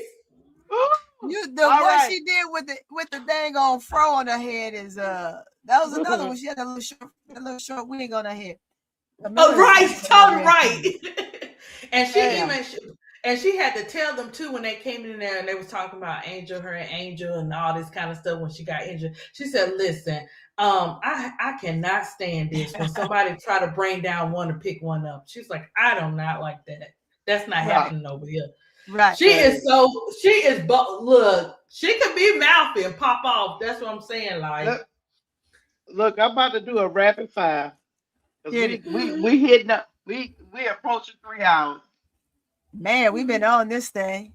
ADP, do you think the Dream can win it all? yeah, I do. I believe so. Okay. And I now look, I believe so, but that could be different from other people. So I believe so because there are so many great pieces around them. Yes, we have one player that's gonna be out. We don't know when she's coming back, but I believe they have a good bench and they got the good starters. So either way it go, I think she's surrounded by good vets. She got shooters. You know what I'm saying? She could play in her position. She's getting ready to shoot from. They're gonna expect her. Yeah, she's gonna get her rebounds, but Angel coming different this year, guys. Mark my word. You're gonna see Angel hitting her shot, doing her mini minutes, as y'all say. It's a half court. She's gonna, because she's free and her mind is free. She's not nervous anymore, Keisha and Tony, about taking those shots. Or like you guys always said, see, I just started, I think I'm 5 years in with Angel, but you guys always say Angel listens to her coach. She does exactly what her coach tells her to do. I don't believe they was telling her to shoot every now and then, shoot this, shoot that, but I don't believe they was all of a sudden saying, okay, you could be free. No, they set limits on what Angel could do, and Angel wanted to better her game. And because she's free, and because she's going to be a great mentor to Okai. Yeah, we know Okai gonna come out. She's going to make her rookie mistakes, but at least like Duval said, she gets to do it early, guys. The way I see Okai is going to play a major role with this dream team. And then they got somebody from don't they got somebody from Carolina too? She's good too. A guard, I think maybe her name is Navarre or something like that. Navarre. Yeah, she's good too, Keisha and Tony. So it's like when you have you have your team where you got good starters and you got a good bench, it's a balance. Now we see how we're looking at the chemistry a little bit, but it's just something about it. Like Big Girl made a good point. She said, guys, when she said it felt like when she won the chip at LSU, Big Girl took me back there. I said, guys, y'all know how Angel is. She's a woman of her word. She don't talk about it. She just be about it. I think that Angel is the puzzle piece that the Dream needed last year. Watch what I tell you. They're going to make a run for it. And I see it being a AA, but I could be wrong like Big Girl. I could be wrong with the final games, the Aces against the Dream. Because guess what? The Aces needed Kennedy Carter for their puzzle piece too. I'm telling you. And she just like Angel had that, they had that in the locker room when the Rose won that game. That's how Kennedy probably had in her in her room. She's not directly coming for the sky, but she getting ready to show them, you did what to me? You passed on me, you did this. They get ready to mess around and find out, because when a player, Angel and Kennedy are hungry. When players are hungry, you're gonna get the best out of them. If they don't win the chip this year, I see them definitely pulling something off next year. Yeah. But we'll see, guys. That's what I got. I got the new membership. Hold on, let me get the money, and then I get the Tony. Hold on.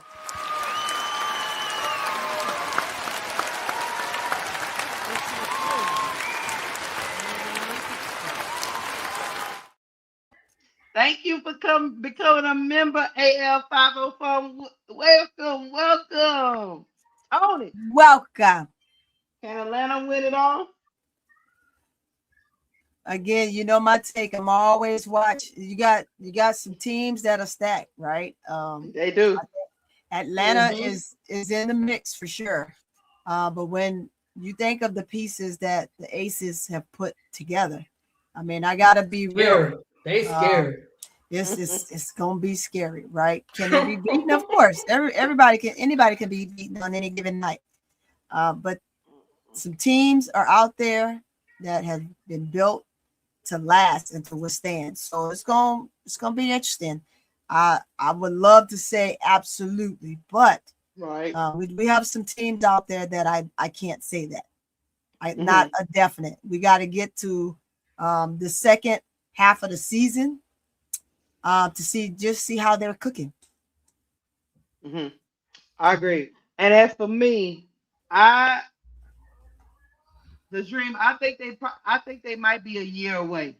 I do agree. I do agree with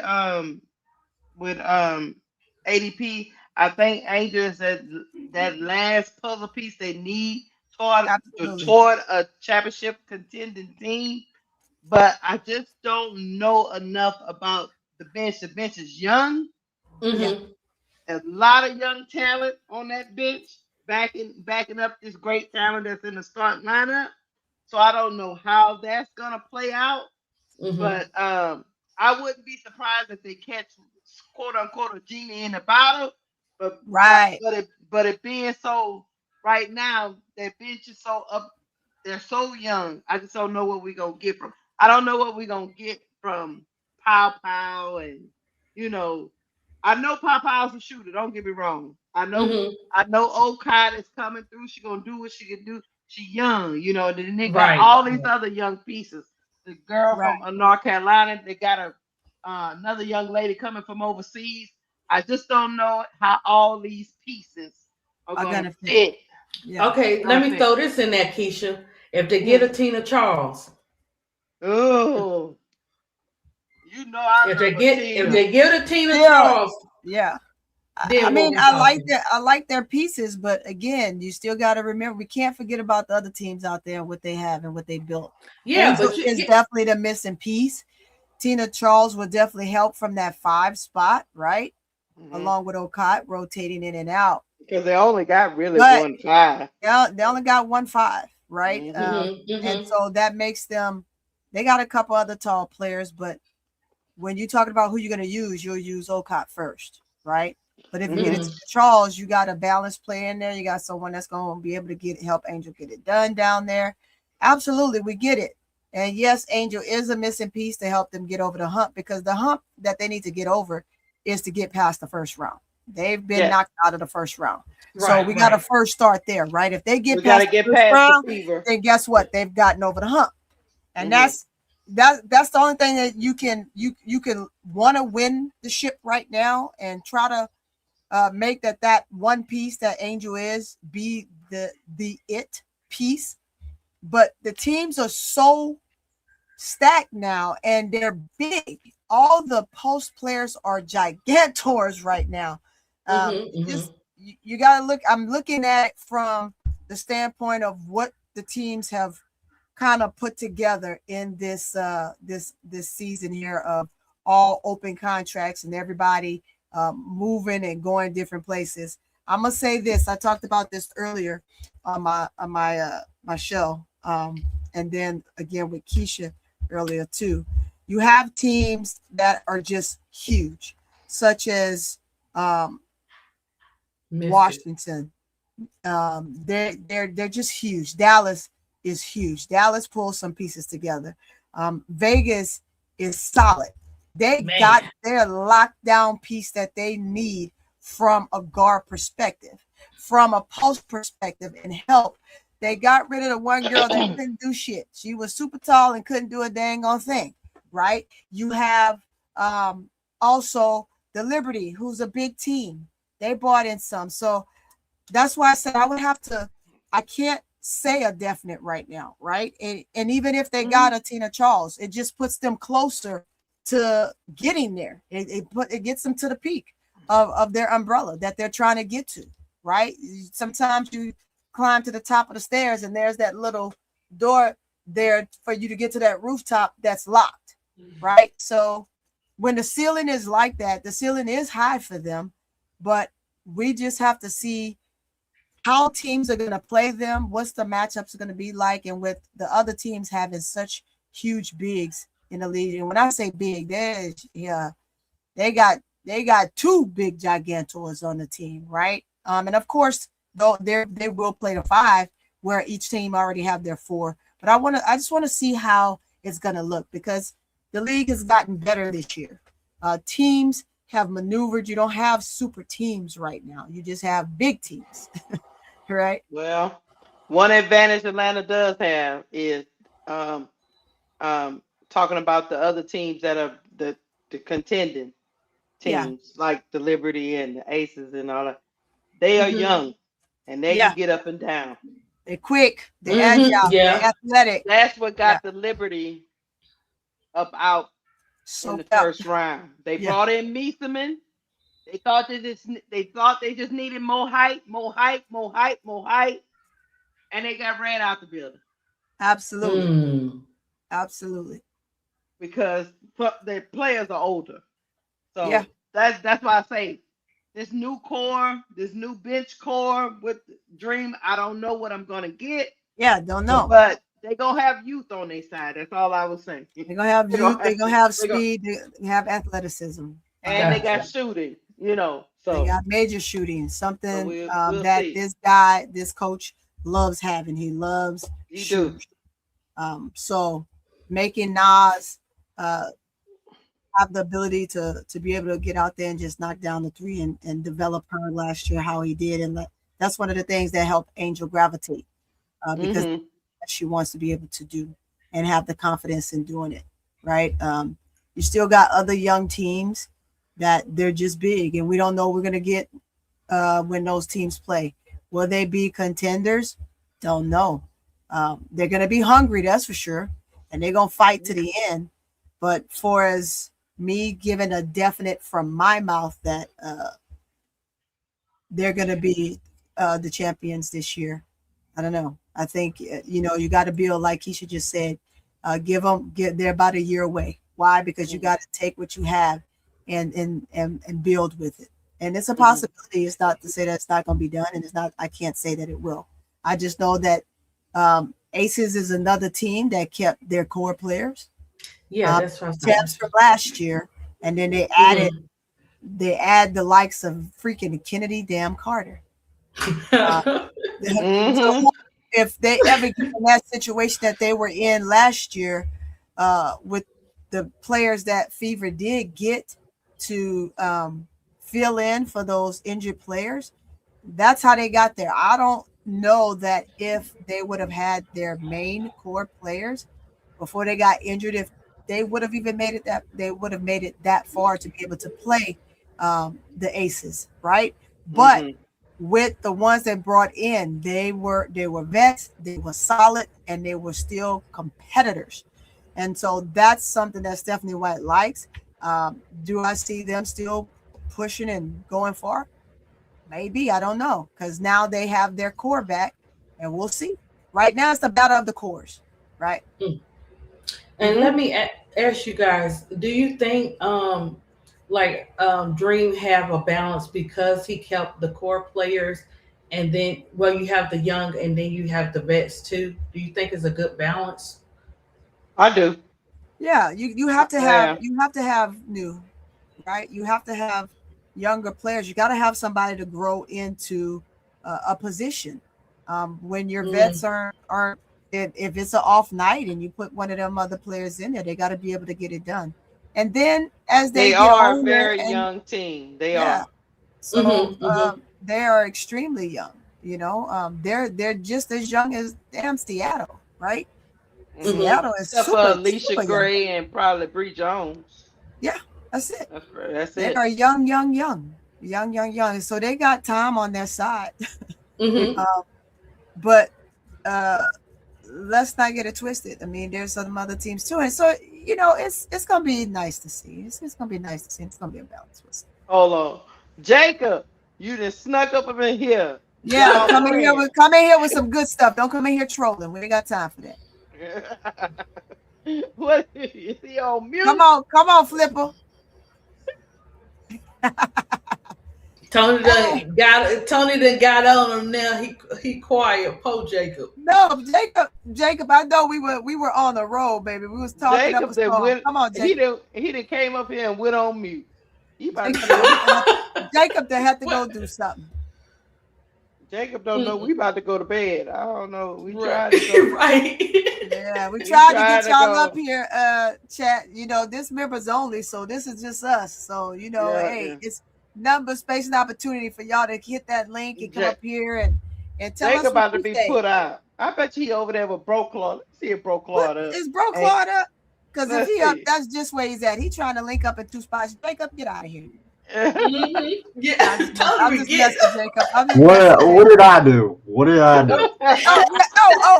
Okay, you there? Okay. Yeah, I'm right here. Yeah, I'm doing a little bit of score. That's why I have my screen camera off. All right, Jacob. I take it back, Jacob. What you got? What you got? Nothing much. How y'all ladies doing? We're good. How are you, Jacob? Good. How are you? What team you following, Jacob? What W team you following this year? Who you with? I would usually say Chicago, but Chicago's trash, so I'll go with Angel. Hey, Jacob, they got a new look, Chicago. You ain't I excited. don't give a damn. I don't give a damn. Come on, Flipper. Oh, not this again. Not this again. Don't do that to your Chicago teams now. Come on. I mean, my Cubs won 10 straight, so I'm just saying, you gotta be fair all in all. hey, Brokaw said he's a Cubs fan, but he hasn't talked about them in months. Well, true. Yeah, he's a Cubs fan, but hey, Jacob, you leaving right along with Angel. Okay, we understand. We're not gonna hold. We're not gonna hold it up against you. We're not gonna hold it against you. Keisha, I saw them drafting what's the name, Tyson from Arizona State. I said that's not gonna change shit. Y'all still gonna be ass. You know what you came. See, you came up here to troll. That's why we about to go to bed. I ain't got time for Jacob Tony. He over here talking about my Saints. I know that's the reason that's why we about to And kick she you was off the taking panel. up for you, Jacob. I She was literally taking just up for said you. we That's up why here we about to go to bed. business. We at and 3 you hours wanna and come 5 up minutes here later. and talk Jacob trash. coming up here messing with me about the draft. Hey, you let me up here. They got a good I just draft put you player. on mute. I put you Open on mute. panel night. This is what I get, Tony. We are not trolling, Jacob. We're not trolling. Because I mean, at the end of the day, we just asked you about your Chicago team. Oh yeah, my Bears are gonna do well. My Bears are gonna do well. No, we are talking basketball right now. We are not Oh, talking my Bulls are football. ass. My Bulls are ass. Don't ask me that. My We Bulls are are ass. not talking football. We are talking basketball shop. And what do you think your Chicago Sky is going to do? Like, oh, they're gonna be ass. They're gonna be ass. Okay. Okay, Jacob. Thank you for your insight. Thank you. Thank you for your insight, you messy Marvin. Yeah. He's so What was Broquad? That's how he's going to do. What was Broquad? I don't want to mess with Broquad. He's crashing out. I don't want to mess with him. Oh Lord, he crashing out. Oh, he over there crashing out. But he's always he ain't crashing supposed out. to be crashing out. He ain't supposed to When be he crashing back. Oh no. He's always crashing out. What do you expect? He give it breaks every now and then. He's under a lot of pressure. The Bears moved, you know what I'm saying? The Bulls didn't act right. Now the Chicago didn't act right. He don't show the spot. He going through some things. Y'all got that man walking around. Y'all got that man walking around the Chicago Sky facility in the middle of the night, about to get arrested. To let y'all know that facility ain't finished. I told him to go home and get in the bed. He had surgery a couple of days ago, and he walking around Bedford Park. I thought Broquad saying that Rakia was going to be an all-star. I said, if she survived the whole season after what Tyler Marsh said. Well, Tyler Marsh said she's going to play 1 through 5. Yeah, that's what I mean. Yeah, she's going to play 1 through 5, he said. And what did Rakia say? Stop it. He's being rhetorical. Y'all cut it out.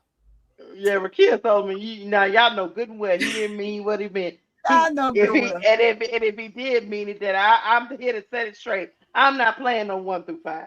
So there it is. Y'all take that. Yeah, she did. Y'all take that. Y'all heard it from me. I'm not playing all them positions. So let's just move on. That was just that was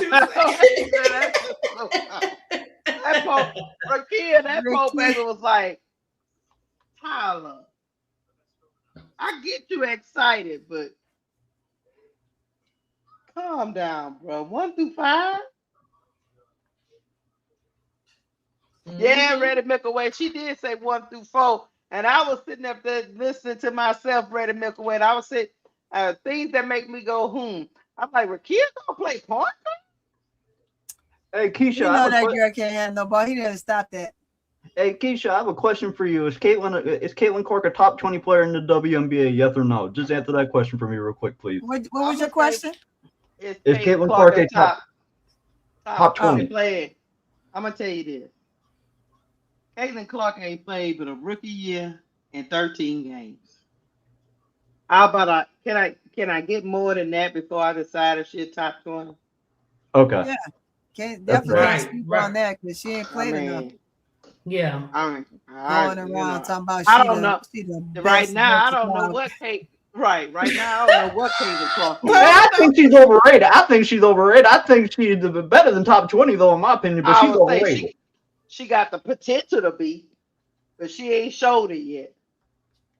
Yeah, That's what I would say. I could rock with that. Yep. That's what I would perfect. say. That's. I mean, so there. Oh man. I'm going to bed. Rakia's gonna be running Tony's point guard on her team. Shit. No shit. Hey, ADP. That came out too fast. That came out too fast, y'all. Oh no.